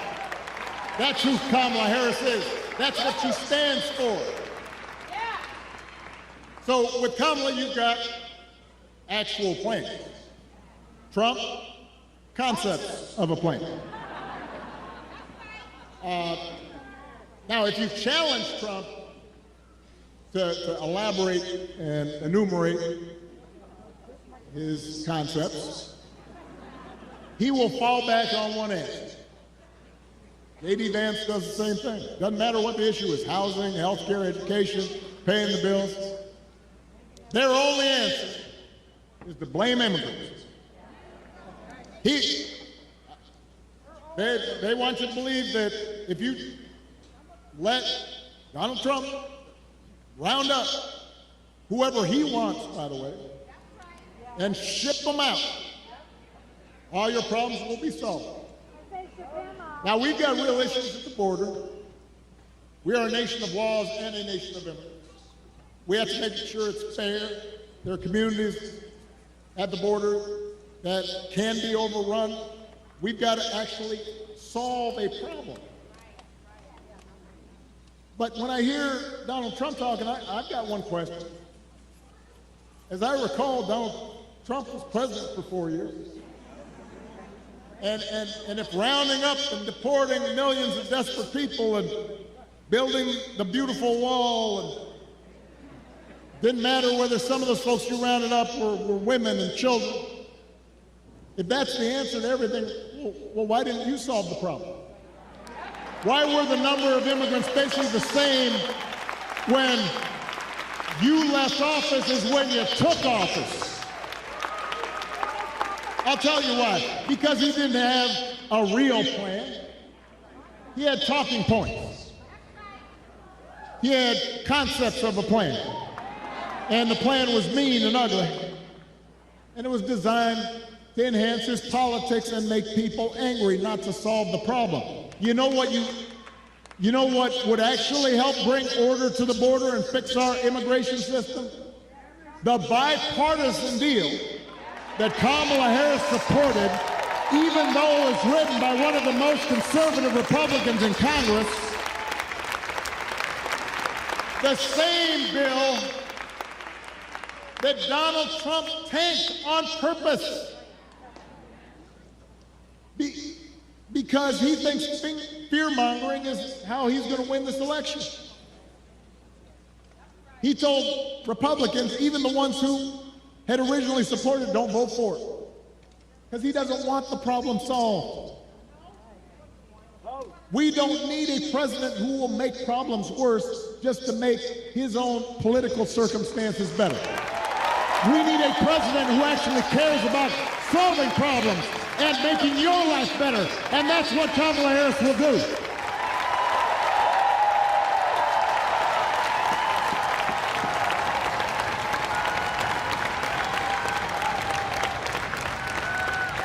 And to help her do it, she will need a Senate full of serious public servants like Bob Casey.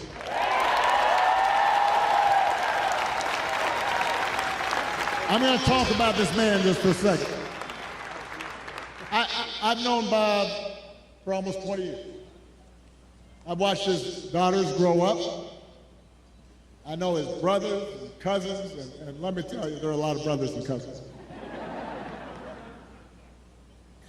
And I can tell you that no one is more humble and more honest and more rooted in his community and has more integrity than Bob Casey.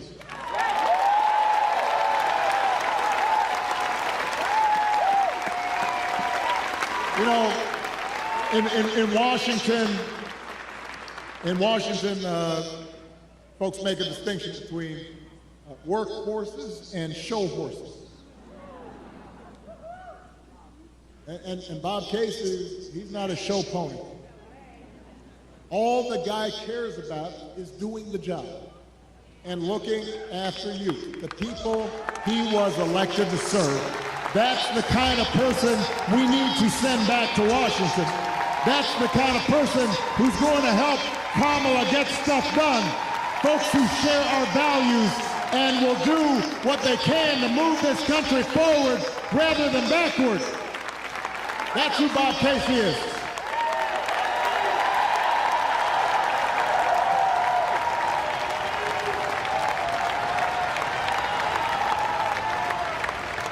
Now, one of those values is freedom. And during election time, there are a lot of flags and there's a lot of talk about freedom. So let me talk about that just for a second. Because I don't think we've ever had an election with candidates who understand freedom more differently. For Donald Trump and his cronies, freedom means that the powerful can do whatever they please. Fire workers for trying to organize a union, dodge paying their fair share of taxes, try to draw out your votes when they lose an election, control what women can and can't do with their bodies. In other words, for Trump, freedom is getting away with stuff.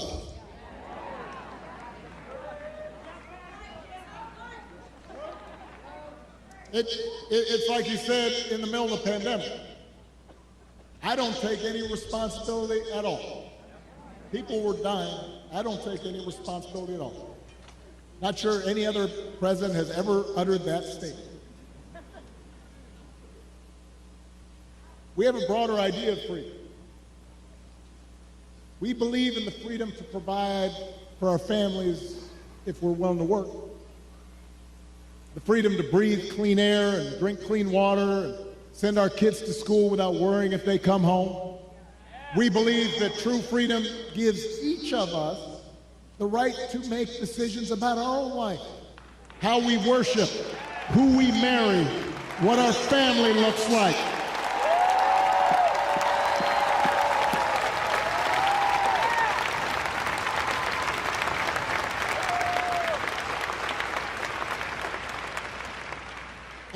And real freedom also means that we're going to disagree on how each of us should live our lives. And we have to respect other people's views on these issues. You know, I've always said there are good people of conscience on both sides of the abortion divide. I respect anyone whose faith tells them that it isn't something they support. But if we believe in freedom, then we should at least agree that such a deeply personal decision should be made by the woman whose body is involved and not by politicians.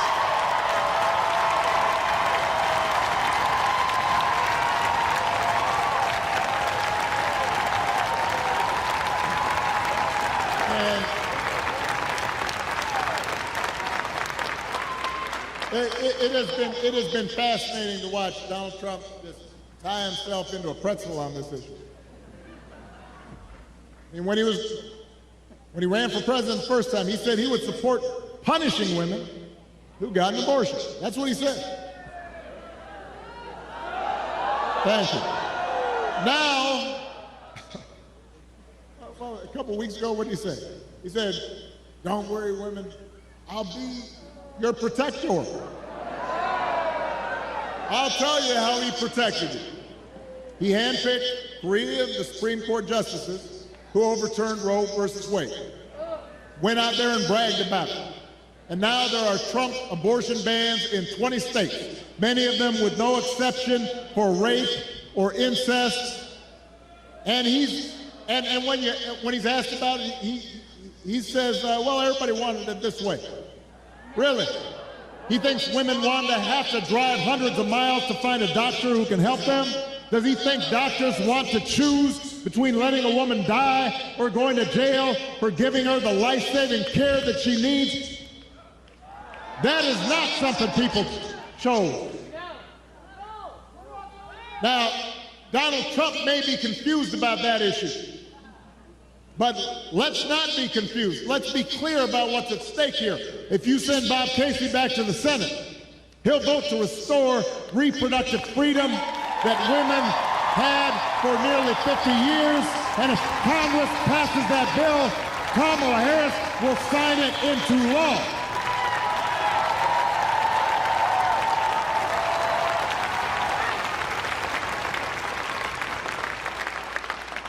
Because they understand that freedom is about being able to make the right choice for ourselves and our families.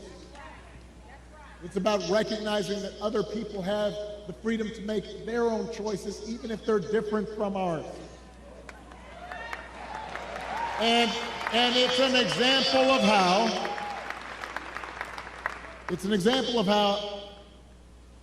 at the end of the day, this election isn't just about policies. It's about values. It's about who we are and how we treat each other.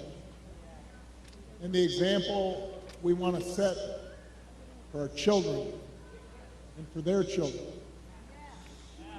And it's about character. You know, some of you know that when I was growing up, I didn't have a father in the house. But I did have plenty of people around me. Stepfather, grandparents, teachers, coaches, most of all my mom, who taught me the difference between right and wrong,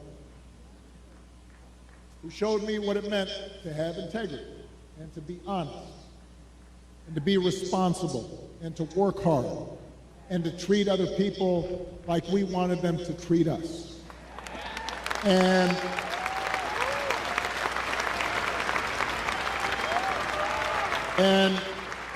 I had a bunch of role models out there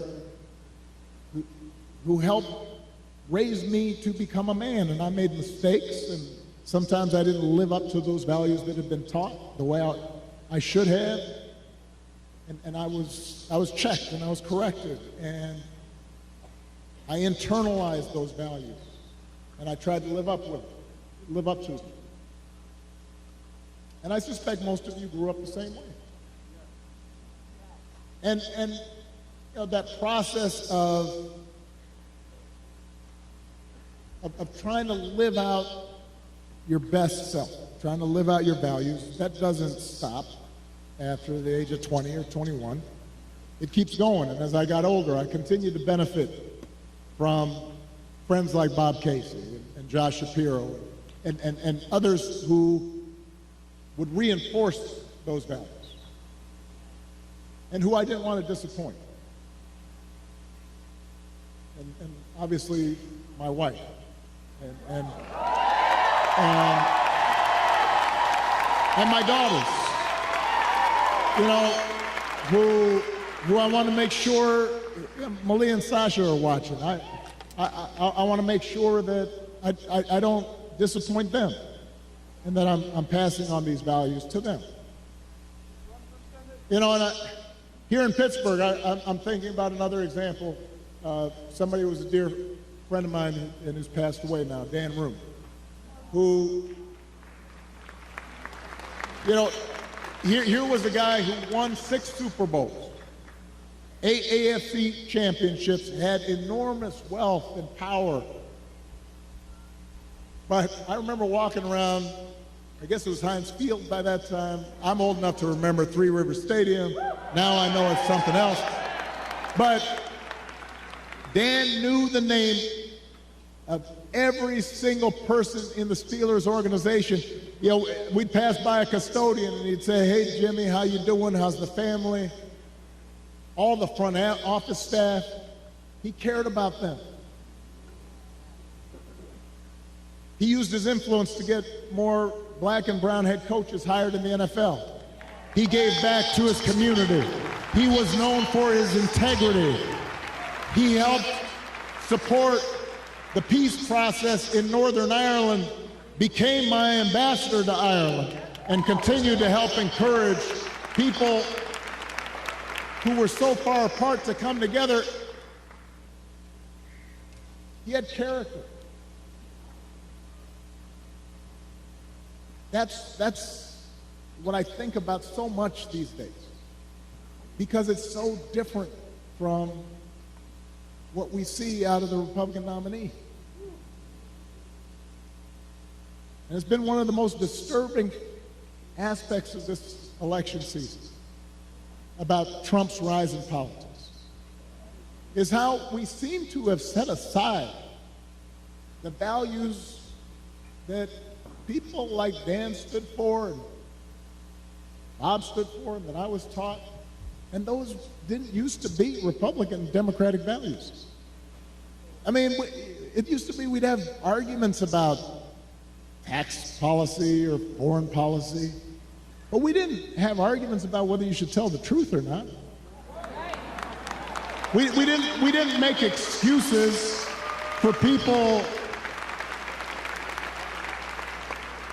who just violated basic norms of treating people fairly and with respect.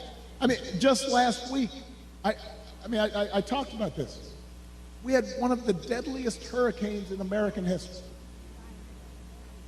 The beautiful town of Asheville, North Carolina, one of my favorite places in the country. Spent time there, amazing people. Devastated. Hundreds of people killed. And President Biden and Vice President Harris were down there meeting with local officials and comforting families, asking how they could help. And Donald Trump at a rally just started making up stories about the Biden administration withholding aid from Republican areas and siphoning off aid to give to undocumented immigrants. Just made the stuff up. Everybody knew it wasn't true. Even local Republicans said it was not true. And now the people of Florida are dealing with another devastating storm. And I want you to watch what happens over the next few days, just like the last time. You're going to have leaders who try to help, and then you have a guy who will just lie about it to score political points, and this has consequences. Because people are afraid, and they've lost everything, and now they're trying to figure out, how do I apply for help? And some of them may be discouraged from getting the help they need. The idea of intentionally trying to deceive people in their most desperate and vulnerable moments. And my question is, when did that become okay? I'm not looking for applause right now. I want to ask Republicans out there, people who are conservative, who didn't vote for me, who didn't agree with me. I had friends who disagreed with me on every issue. When did that become okay? Why would we go along with that? I mean, if your coworkers acted like that, they wouldn't be your coworkers very long. If you're in business and somebody you're doing business with just outright lies and manipulates, you stop doing business with them. Even if you had a family member who acted like that, you might still love them, but you tell them you got a problem. And you wouldn't put them in charge of anything.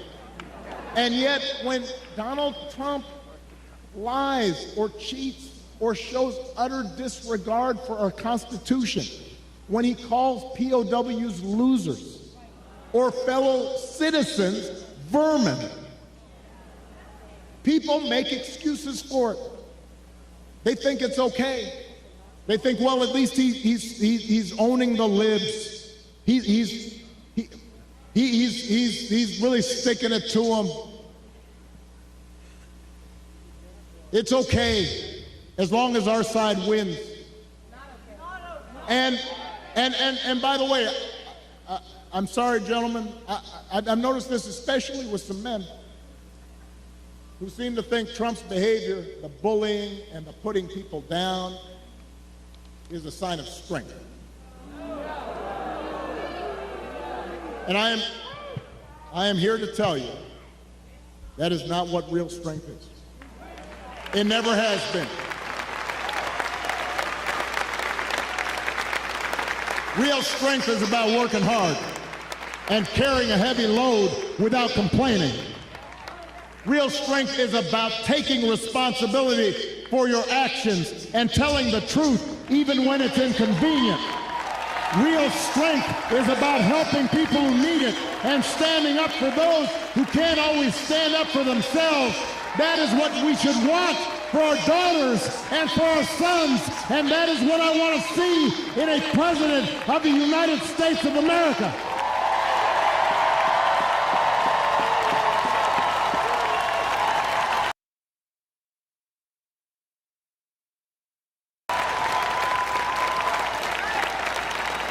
And the good news is that you have candidates to vote for in this election that demonstrate that kind of character, who know what real strength looks like, who will set a good example and do the right thing and leave this country better than they found it. So, Pennsylvania, that is the choice in this election. It's not just about policies that are on the ballot. It is about values, and it is about character. So whether this election is making you feel excited or scared or hopeful or frustrated or anything in between, do not just sit back and hope for the best. Get off your couch and vote. Put down your phone and vote. Grab your friends and family and vote. Vote for Kamala Harris as the next president of the United States. Vote for Tim Walz as the next vice president of the United States. Vote for Bob Casey and this whole incredible Pennsylvania Democratic ticket. Help your friends and family members and neighbors and co-workers do the same. Because if enough of us make our voices heard, we will leave no doubt about the election outcome. We'll leave no doubt about who we are and what America stands for. And together we'll keep building a country that's more fair and more equal and more just and more free. That is our task. That is our responsibility. Let's go do it. Thank you, Pittsburgh.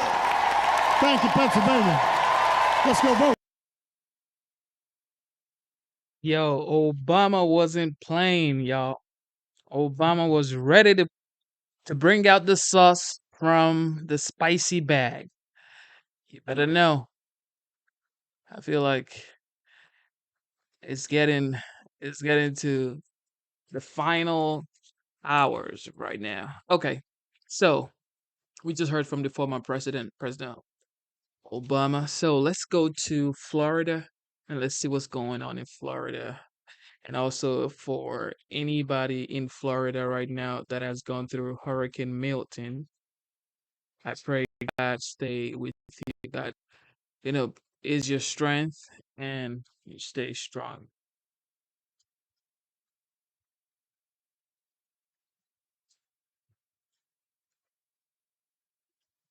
All of our coverage, of course, Governor Ron DeSantis in Sarasota. Let's watch. St. Lucie County, we looked at some of the damage for some of the tornadoes. Unfortunately, they had a number of fatalities in a community over in St. Lucie County because of one of the tornadoes, and these things are really tough. And we did see tornadoes, which is standard with these hurricanes, but you saw the tornadoes, and they did do some significant damage, even all the way over on the east coast of Florida.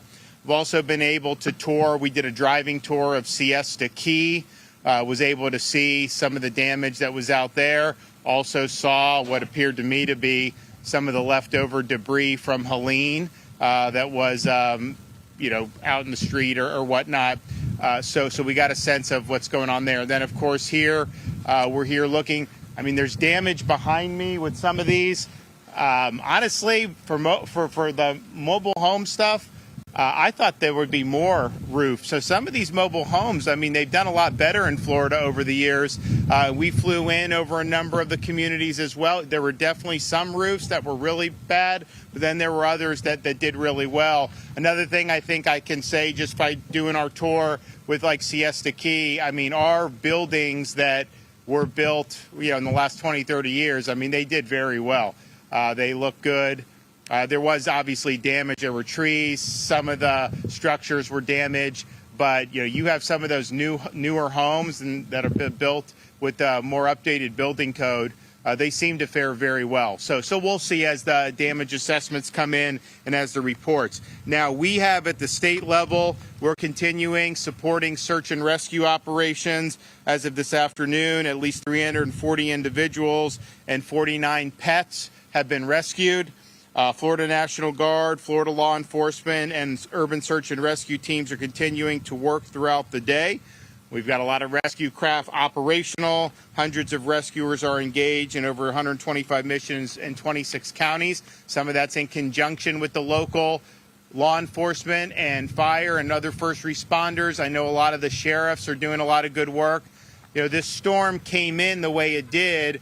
The dirty side of the storm was kind of Sarasota, Charlotte area. And then the northern side of the storm, it actually, instead of doing storm surge into Tampa Bay, it sucked it out. But the northern side of the storm had a lot of precipitation. I mean, they were just getting water dumped on them. So whereas Helene created a lot of storm surge in that part of the state, this one didn't do that there, but it created like inland flooding. And so you see that in Pinellas and Hillsborough counties. You also got an awful lot of water dumped in the center and northern parts of the state on the northern side of the storm. So we're going to continue to respond for those as appropriate. Power. So as of the 3 p.m. update, we've got 3.2 million that are without power, 3.2 million accounts throughout the state of Florida. Since the storm hit, 880,000 have been restored. So we've basically had a storm that's had over 4 million power outages. I think that's probably similar to what we saw with Hurricanes Irma and Hurricanes Ian. And I know but on this one, we have 50,000 linemen. We had probably 40-some thousand for Ian. I don't think they had them pre-staged for Irma, but we've got over 50,000 linemen. So they are hard at work. I know this area is FPL. I know they're planning a big push. So we feel very confident that those folks are working very hard, and you're going to see some good stuff here in the ensuing time period. Sarasota County, where we are now, is about 66% out as we speak. Prior to landfall here in Sarasota, we staged thousands of sandbags, 9 high-water vehicles, 3 high-wheeled vehicles for search and rescue, 12 emergency sat phones, 4 urban search and rescue teams, and 2 swiftwater teams. And now we are continuing to help with 25 additional generators, 3 swamp buggies, FWC search and rescue boats, 3 mobile command vehicles, 4 ambulance strike teams, 4,000 gallons of diesel, 4,000 gallons of regular unleaded, 5 helicopters, additional Starlinks, 20 diesel trash pumps, and additional supplies like tarps, fans, and dehumidifiers. Cut and toss began at first light by the Florida Department of Transportation. We have 328 crews active in the field, over 350 pieces of heavy equipment, 150 bridge inspectors were dispatched immediately, and over 620 bridges have already been inspected.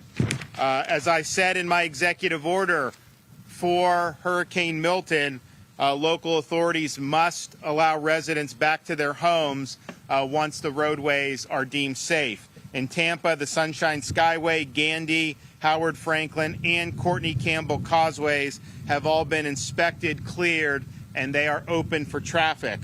Bridges are being opened as soon as state inspections are complete. There are a couple bridges throughout the other parts of the state where they are looking at different issues. I-4, I-75, Alligator Alley are all clear and they're all open. US 1 and A1A have been cleared with the exception of A1A at Matanzas Avenue in Butler Beach. That's over on the other coast. Assessing a few areas where damage has occurred along roadways and bridges, such as washouts and flooding. That is continuing to go. There have been 5,000 traffic signals. 280 signals in the state are not currently operational. They're working to deploy generators to get those back up. If you come to a traffic light that is out, you treat it like a four-way stop. So just remember, that's how people are going to do. So if you're going, you got to stop, look like you would on a stop sign. There are many schools closed today, but we're working with the Department of Education to have schools resume as quickly as possible across the state, and that's going to be a little bit different depending on how you were affected by the storm. But I think the majority of those school districts that were closed probably had minimal to no impacts from the storm and should be able to resume operations very quickly. If you want to look to see what your school district's plans are, you can go to fldoe.org/storm info. Now, please remember, as you survey damage and you clean up, be cautious of any downed power lines. They can be deadly. Do not touch them and stay away from any debris that may be tangled within the power lines. Be careful of standing water. You know, we were Siesta Key, I was able to sue. I mean, there's some, it's gone down, but there's going to be some inland flooding. Just be very careful when you're talking about standing water. There could be power lines down in there. There could be other hazards, and that could cause major problems. Be careful when you use ladders. We always have injuries and sometimes even fatalities based on the use of ladders. We've got a lot of elderly residents. We have different groups that will be in Florida that will help you with some of these things. These charity groups, these church groups, they go in to help people with their homes and help clean up debris. So utilize that. Don't put yourself at risk. If you operate a generator, do not operate your generator inside your home. It must be operated outside your home. We still have Visit Florida's emergency accommodation modules on Expedia and Priceline available if people need temporary shelter. For another 2 weeks, we have extended the Hope Florida line. So that's going to be 24 hours a day, 7 days a week. So if you need help or you need some resources, like maybe helping hand with some things around your house or maybe some things with some supplies, you know, we've got all these organizations that come to help in the subsequent to these storms. They're all plugged into Hope Florida. So you can call 1-833-GET-HOPE, 1-833-GET-HOPE, and Activate Hope is the disaster arm for Hope Florida, and that is up and running. We also have small business loans available. So we have $50 million. It's interest-free, very forgiving payment options. So if you need cash as a business, you can apply for up to $50,000. If you're agriculture and aquaculture, you have up to $100,000. Hey, Sean Hannity. Thank you for tuning into the live show. You know what time it is. Double tap your screen, subscribe to the channel. DeSantis has been going through a lot in Florida for sure. Sending my love and prayers to Florida. Genesis is rooting for you guys. Well, like we all know,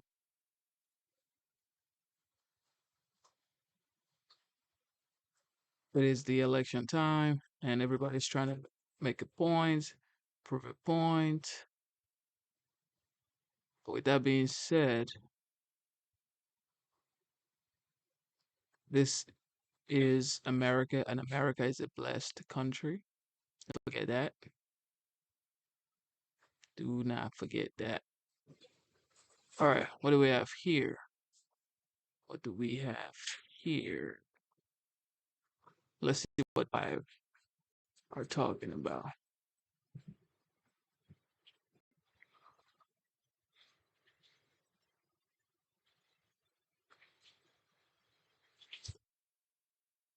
Democrats' big, beautiful blue wall might be crumbling Axios out with a new piece on how Kamala's electoral college firewall is slipping away. It says, quote, top Democratic politicians and operatives tell us the vital states of Wisconsin, Michigan, and Pennsylvania are getting tougher for Vice President Harris and the party's Senate candidates. Democrats also say that Kamala's media blitz was a dud. Turns out chugging brews with Colbert and helping Howard Stern cope with his Trump derangement syndrome didn't help move the needle. And even the Democrats' hype man, James Carville, is sounding worried. Listen. Only thing I feel is the election's coming November 5th. And I'm scared to death, and I'll get a time to, obviously. You're not in a reflective mood. Not in a particular reflective mood right now. I'm very, very concerned and very What does scared. Harris need to do with the month left? They need to be sharp. They need to be aggressive. They need to stop answering questions and start asking questions. Would you like to see her do more press conferences? I'd like her to put more things in play. All right. I want to go to Jessica first because it seems like this is an emotional issue for you. But I'm going to go to Greg instead. Greg, I want you to just ponder everything you just heard, Jessica. How concerned are the Democrats really, or is this just typical Democrats freaking out? I do think that you're seeing evidence of the media slowly turning on Harris because not of her politics or her lack of policies, it's that she appears to be losing. So it's like, that's a different kind of political analysis. It's not like they're equally critical of Trump and Harris. When they criticize Trump, it's because they want him to lose. When they criticize Harris, it's because she's losing.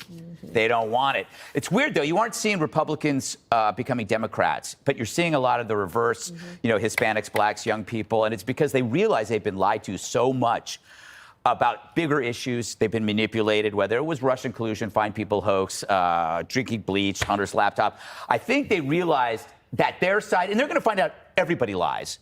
But right now, they are finding out that their side lies. Pretty soon, that's the first level of awareness. And then when you get out of there, you're going to see, wow, everybody lies about everything, and then you're going to be free. That's a true based red pill. But if you look at what the Democrats focus on, it's removed from real life. Parents concerned about trans activism, they always side with the activists. They're concerned about men identifying as women in women's sports. They side with the perverted grifters. When citizens are concerned about gas and food prices, they say it doesn't exist. Remember that? They said there's no inflation. And when they're concerned about crime, they say it's going down. So if you look at the two parties, you have one that is living in some fantasy land and another one that is almost obsessed with reality, to a fault. Republicans are obsessed with reality, crime, immigration, inflation. That's as real as life gets. Dana, the polling numbers are still tight. They've been tight. I've still been confident for quite some time. All of a sudden, the Democrats don't seem confident. What has changed? I think they're all seeing the same things that we're seeing, which is that the momentum is going in Trump's favor.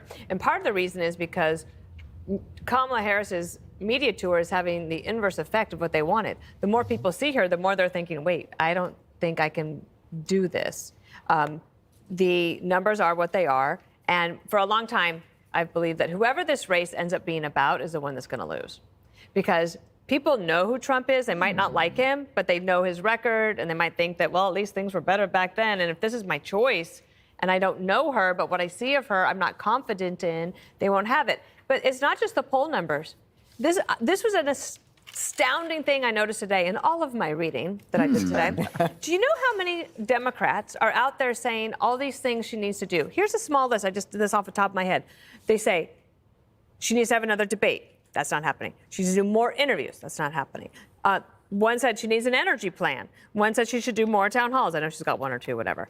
They said she needs to have an event specifically for black men. Then she needs to have an event specifically for Latino men. And then she needs to be more interactive on the ground with the voters. And she needs to do more fundraising and on and on. And every article I'm reading, that's all the things that she should do that she can't do. It's like when Harold would sit here and say, Joe Biden should come out and say this, or he should do this. And I'm like, Harold, that's not happening. Yeah, screw Harold. This is like three. In your face. It's three. Yeah, in your face, Harold. You're not even here. There's 3 weeks left of the campaign. When do they think she's going to do this? And I think all of them are doing this right now to be on record as saying, I told you. Yes. Yep. Right? Charles Blow, for example, in the New York Times today saying these are all the things she needs to do. She's not going to do those. Right. Jay Mart also in the New York Times, Dana. I. Oh my gosh, there was a whole, no, it's, Politico magazine. Same thing. No, well, No, it's not. It's so close. But I read the whole thing of all the things that she should do, and that's to get on record because they think she's going to lose right now. So, Judge, when the Democrats are giving advice to the top Democrat, that's when you know they're losing. Well, think about it. She made history by raising $1 billion in 80 days for a presidential candidate. That's unbelievable. And that's going to dampen the fundraising, okay? And I understand that it's so close in Pennsylvania that she's going to spend $350 million on ads in Pennsylvania. But here's the thing. We talk about there's supposed to be that beautiful blue wall. Kamala was supposed to be the surefire winner. But we weren't supposed to know that she couldn't speak or she couldn't respond or she couldn't do an interview. We weren't supposed to know that because Donald Trump was supposed to be in jail or worse. And that was the thinking. We were never supposed to know how inept she is at all of this, whether it's signifying or conveying a sense of empathy. Now, also, this whole idea she takes for granted the blacks and the minorities as well as the blue-collar worker. And with the realignment of this group with Republicans, because the Republicans are now the party of the working class, you know, they're not trusting her. She's the one who said the border was secure. You know, she's the one who told them that there's really no inflation. And finally, this whole idea, she's trying to get men back by saying that Emhoff and Waltz, that's true masculinity. I dare you to take a poll and put together Donald Trump and J.D. Vance against Emhoff and Waltz and ask who's going to win in terms of masculinity. They even have to redefine it. Americans aren't feeling it. I don't think you want that competition. I mean, he has beautiful eyelashes, but J.D. Vance looks like he's wearing eyeliner most of the time. But he's not. How dare you? How dare you? I know, and maybe the couch story was real. And you know what? Waltz said he was carried weapons of war. He was in Bagram. You want to talk about it? Donald Trump of working class fame on his golden toilet. Let's not do this again. So you are correct. The premise of your question, Jesse, we like being scared. We run better when we're scared. This is our comfort state. And I'm thankful to be in this position versus your red wave vibe that you had before it all came crashing down. Would you rather be Donald Trump right now, or would you rather be Kamala Harris? I would never rather be You know Donald what I'm Trump. talking about. In this position, would you rather be Trump or her? The reason that I would rather be Kamala Harris is that he has to depend on low propensity voters to show up, and she has to depend on high propensity voters to show up. She has to convert people to voting for her. She has to get those moderate Republicans. But Donald Trump needs to be on the Joe Rogan circuit or the Andrew Schultz circuit to get people who don't typically show. And that's a steeper challenge. That's my honest answer. I think you like it. You're making a good face. I just can't argue with it because I don't want to. Okay, great. So I'll handle it. Okay, so for all Greg, of will you take this one for me? She's wearing me down. For all of the good news that there has been for Trump, and it definitely has felt like a vibe shift this week, he still only gained 0.3 points in the polls, and Nate Silver was tweeting about that today. And there were some really interesting things in the New York Times Siena poll. So not only was she up 4 points, and that had been one of her worst polls, but now abortion is in the top 3 issues. And we know if abortion is in the top 3 issues, that favors Democrats. They also found that Kamala has support from 93% of Democrats, but Donald Trump only has support from 80% of Republicans. And but there's more Republicans than Democrats.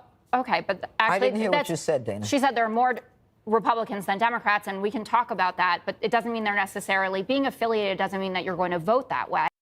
I don't just know how the media is saying that he is still down or they're tied in the polls. But every independent polls that I have seen, and the one that I actually conduct here, it's usually between 70 to 80% for Trump. Like the one we have here, we have over 1,000 votes, and Trump has 81% of those votes. And some people will say, well, because, I have a Trump based crowd or whatever. But most people that I've seen on X, on Instagram, on TikTok, on YouTube, on Facebook, every poll that I've seen has been for Trump. Okay. And this is because it's like midnight slash mornings. Like like when I'm streaming on my regular time, we have like 9,000 votes, 10,000 votes. And it's like 70% of those people are for Trump. You know what I mean? But you never know. You never know because this is not the whole United States, okay? This isn't the whole United States. Double tap your screen, subscribe to the channel. Let's get it. And Blueprint had a new survey out where they found that 36% of Nikki Haley's voters are going to back Harris.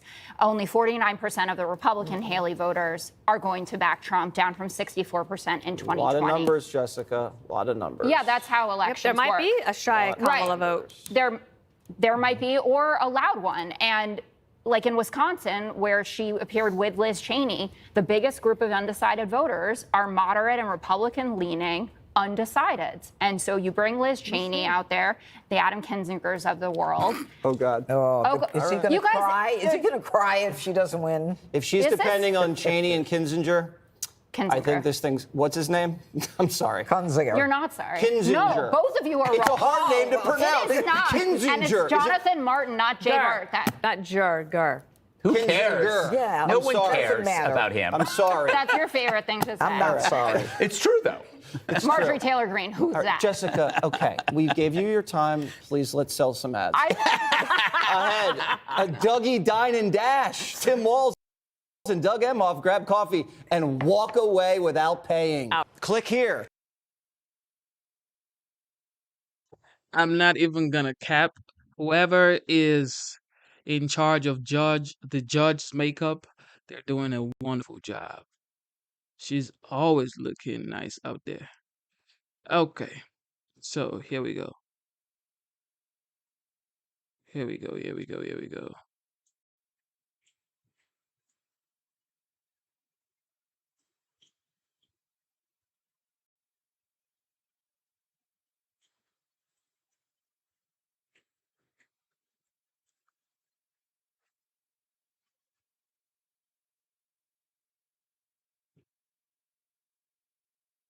Back live in Tampa. We saw him there throughout much of yesterday. The danger's not over, Steve. You know that storm came in a way where it was pushing the water from the Bay of Tampa out to sea, and you got to think maybe they got lucky. But with the sun up right now, what do you have today? I think they did get lucky, but roads like this are still 2 or 3 feet underwater. We've seen some SUVs and some pickup trucks make their way through here, but you can see just how difficult it is to get around different parts of this area. There were more than 15 water rescues in Tampa itself overnight, and most of this was from rain, not from a storm surge. We got at least 12 inches of rain. That created some flooding, and for some people, the way that water rose, the quickness of it really took some, like this woman, by surprise. I just started walking because my girlfriend lives about 4 blocks from there, and I thought I could make it. And as I go about a block, the water comes up to here, and I'm falling down, and I'm yelling, and a gentleman comes out of his house, he pulls me in, and he says, "Get in here." He had no idea who I was, and his name is Roy, and I want to say, Roy, thank you for saving my life, because I almost died. A lot of close calls and emotion from this storm. It was not just first responders and 9,000 National Guard, but also some civilians jumping in as well. Some people just walking through the water, carrying on with their business. That gasoline station could be shut down for a while. Gas has really been the problem. That's what people are talking about. More than 1,000 stations shut down. A lot of people panic buying before the storm. Bill, back to you. Steve, how far are you from the water of the bay or the ocean itself from your location? We're about 2 miles inland right now in South Tampa. Wow. So really, this is inland flooding from the rain. Wow, that's remarkable there. Steve, thank you. I had the pleasure of talking to the Bradenton, Florida police chief yesterday. All right, ladies and gentlemen, let's listen to CNN on how Kamala and Trump has been basically tied up at the polls right now. Let's listen to what they have to say and let's see how they are actually pulling it. In our 2024 lead, just 26 days until Election Day. Many of you probably already voting. CNN is reporting a record-breaking haul for the Kamala Harris campaign, which has raised $1 billion with a B dollars since the vice president entered the race officially just in July. Despite all that cash, Democrats are far from celebrating. Instead, there's a lot of hand-wringing. New Quinnipiac polls in 3 blue wall states show Harris and Trump still deadlocked in a tight race with no clear leader. In the Commonwealth of Pennsylvania, Harris is slightly ahead of Trump, 49% to 46% within the margin of error. In Michigan, it's the former president who holds the edge over Harris.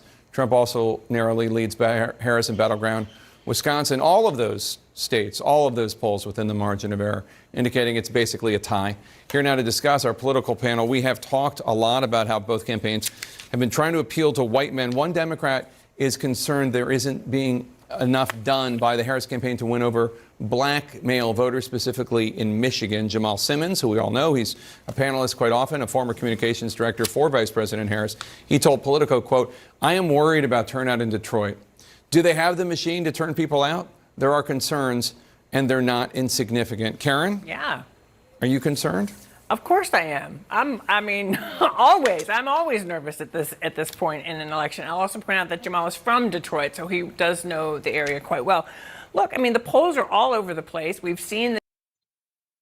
Thank you for tuning into the live show. You know what time it is. Double tap your screen, subscribe to the channel. They keep saying she's raised a lot of money since she was announced as the presidential nominee for the Democratic Party. And why aren't they doing enough to get the African American men? But the fact is, you cannot, run ads, run commercials to get people to just rally behind you. Some people would rally behind you based on commercials, based on the ads. However, organically, people would have to deduce and just support you based on the results they're getting. If they're not getting the result they think you should have provided for them, they will not. It doesn't matter how much you spend on ad, how much you spend on commercials, how much you spend on billboards, on yard signs, on newspaper prints, and all of that stuff. They will not still convert for you. So when you for me, it's like you should be running based on performance. Like, you can't just spend money on ads and expect people to just love you. This is not how that works. You have to deliver on the task. What have you done? That's why they will be voting for you or not voting for you. You know what I mean? Like, even if you spend all that money on stuff, don't really matter, bro. Data showing that she is a little bit behind the Joe Biden 2020 coalition in a number of places with black voters. So, yeah, look, she's trying to do something that has never been done in 100 days and trying to maximize every minute of every day in communicating with voters. I hope, and I'm glad she's going to do a town hall with CNN. I think it's really important to do as much as you can going directly to voters. I would love to see her do more going directly to talk to black men and Latino men, and let's have it out and let them, talk to her about what their concerns are and make sure that they see themselves in the policy conversation that we're having. She did do a town hall today with Univision that's going to air this evening. But are you surprised that she's not doing like 5 events a day, like barnstorming? There's only 26 days. Barnstorming every battleground state, 3 or 4 events a day. Forget the interview thing, okay? I realize I'm biased as a reporter. I want interviews. Or local news, but though. the local news interviews, town halls, rally, it just seems like it doesn't feel like October with the schedules I'm looking at for both of them, but I kind of think he has the edge right now. Well, I don't know if I agree with that. I mean, I Forget think the edge thing, but what about like how active? What about how active the campaign is? I think they're being very active. And look, she also has her day job. We did just have a tremendous storm come through Florida. She was here in Washington to help deal with that to some degree. But I think you're going to see that activity kick up over the next several weeks, as it should, by the way. So, Ramesh, I'm not the only one who thinks this. New York Times columnist Charles Blow says the Harris campaign needs more unscripted moments, and, quote, Harris has to come down from the rally podiums for more personal interactions with individual voters. She's obviously doing the CNN town hall. It's going to be October 23rd. But what do you think? I think it's a very controlled and cautious campaign. And at a certain point, you wonder whether does the campaign not trust Harris enough to comport herself well in these interactions? Does she herself not trust herself at this point? Is she too worried that some mistake or gaffe is going to happen? Wait, she just did, I'm sorry, a little bit over an hour with Howard Stern. She just did the Call Your Daddy podcast. She just did, late night. Hard-hitting news Not the point. Donald Trump just did a podcast with some folks sitting around talking about whatever. The point is, they know just as well as we know.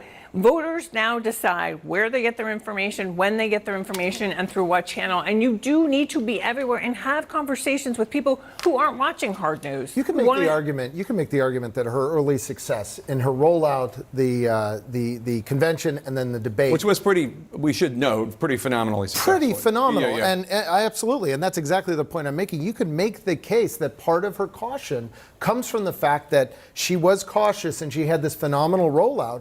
And now they're stuck, they're mired right now in these poll numbers, and they don't seem to be able to figure out the way out. So she was asked about running the shortest presidential campaign in modern history by Stephen Colbert. Yeah. This is a couple nights ago. We didn't run any of this yesterday because we were all in hurricane.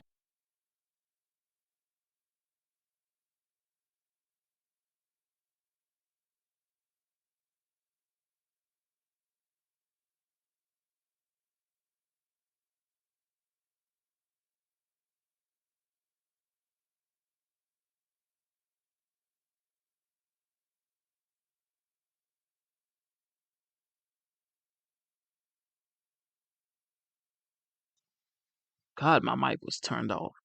Man, double tap your screen, subscribe to the channel. Coverage. Here is some of what she said. There's a lot of catching up to do. My opponent, the former president, has been running since 2020. And literally filed like the day after right. the So we election. have a lot of time to make up for. So there is a fierce urgency, but I guess just, and yes, she's increased her appearances with Colbert, and I'm not begrudging any of that. Look, people are. Well, they were, so I'm just. 3 billion media outlets, and Somehow Donald Trump gets does to do a podcast, but she no. They should go wherever both of them should go wherever there are ears and eyes. Absolutely. Yep. But is she doing enough of it? Is my question. No, I don't think she's doing enough of it. And I think she does need these, going back to your original question, she does need these unscripted moments because the American people know who Donald Trump is. They don't know who Vice President Harris is. And she needs to interact, whether it be local news, whether it be a debate, which isn't going to happen again, the town hall. Because all of Trump these won't things. do it. He said he wouldn't do a debate. She needs That's to not on her. Yeah, but it is on her and her campaign to then create the moments in order to introduce She's herself doing the to the town American hall. people. She is. We should note she's bringing out some heavy hitters. Former President Obama is going to stump for her in Pittsburgh. Former President Clinton's going to hit the trail this weekend, starting in Georgia. Surrogates bring momentum, and attention, but they don't bring what the American people are looking for. They can vouch for her. But the American people want to know who she is. And nobody needs to hear more from Trump to form an opinion of him. There still are some voters who are forming their opinions on Harris. Absolutely. But we are having an asymmetrical conversation here, right? Because we're talking about what she needs to be doing. We're not talking about him. We're not talking about the fact that he literally put lives in danger of people in the Southeast. People do know what they think about him, and they don't know. Doesn't mean we shouldn't be talking about him. Doesn't mean we shouldn't be talking about So let's run this. So let me just run. So last night in an event in Pennsylvania, Trump continued to push these attacks against the federal response to Hurricane Helene. A lot of these are just completely false. Let's run that clip.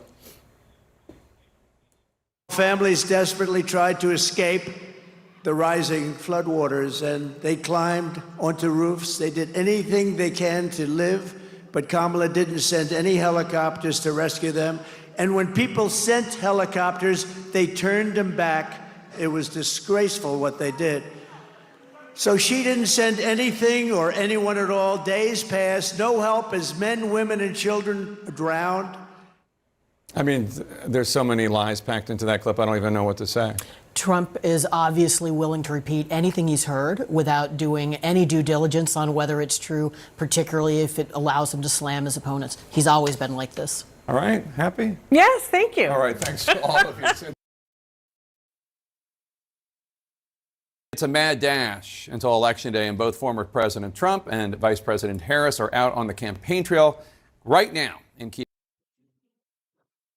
Thank you for tuning in to the live show one more time. Double tap your screen, subscribe to the channel.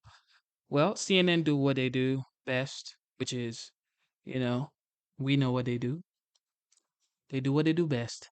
All right, so all right, let's listen to what this beautiful lady has to say on Fox, and then look for one more clip, and then we should be done with it. Sage Steele, host of the Sage Steele podcast, back on prime time. How you doing, Sage? I'm great, Jesse. It's good to see you again. Good to see you, too. Obama doesn't look great. He looks worried, and he's mad at the brothers for not coming out for Harris. Do you think the magic from the Messiah is going to be enough to drag the best-looking attorney general in America across the finish line? What I think versus what I want, actually, I think this answer is the same. To me, no. Because right now it's obvious that they are in panic mode. That's why, and again, I just moved to the state of Florida, the free state of Florida, as we say.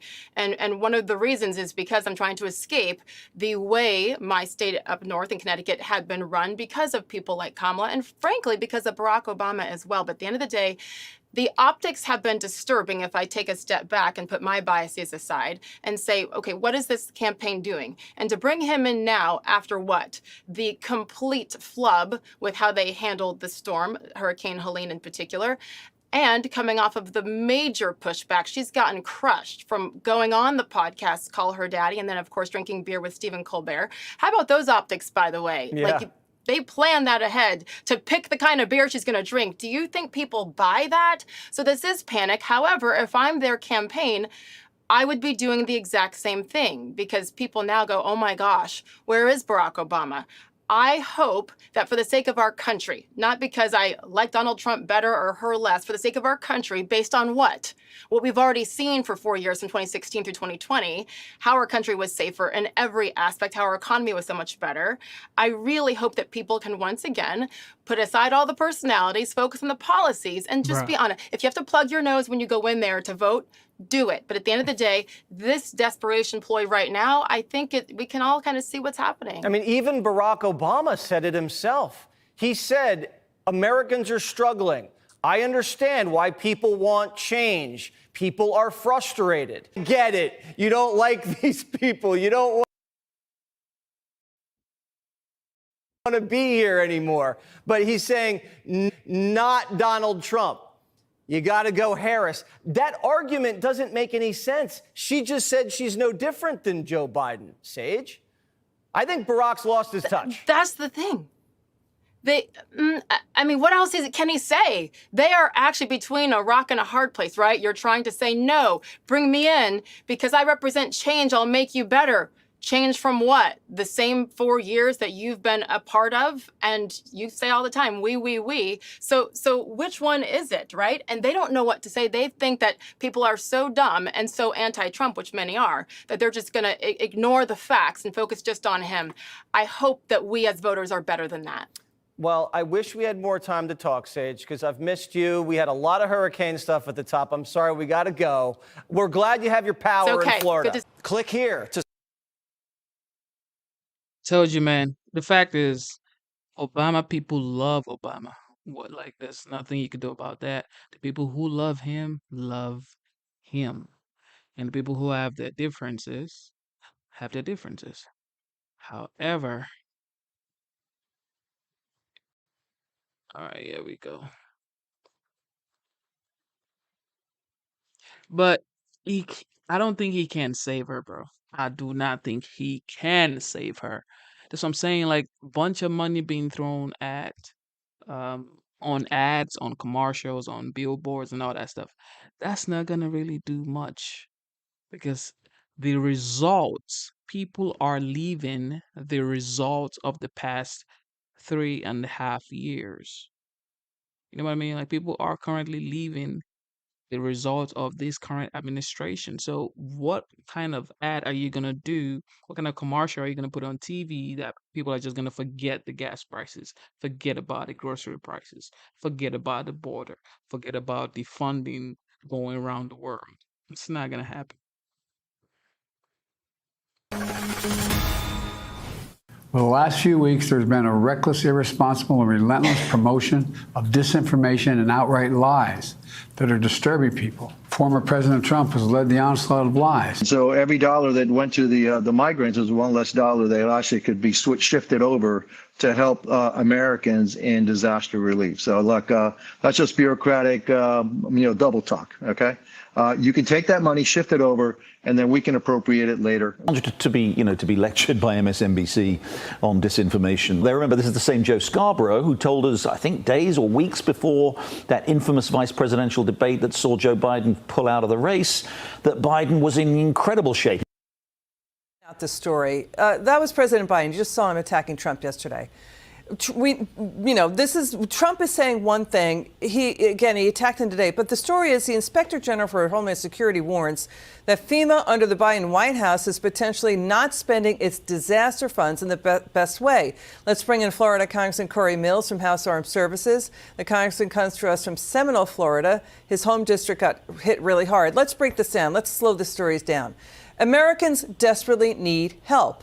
The Homeland Security Inspector General warned about waste, fraud, and abuse because of how FEMA manages its disaster funds. FEMA officials have been purposely extending deadlines, blowing it out up to 16 years down the road for billions of dollars worth of grants, locked and frozen without explanation often, because they are subjectively choosing when to spend the money. It's still sitting on $4.5 billion for Superstorm Sandy, which happened 12 years ago. They could redirect $7 billion in funds, the IG says. People need help. What do you think, Congressman?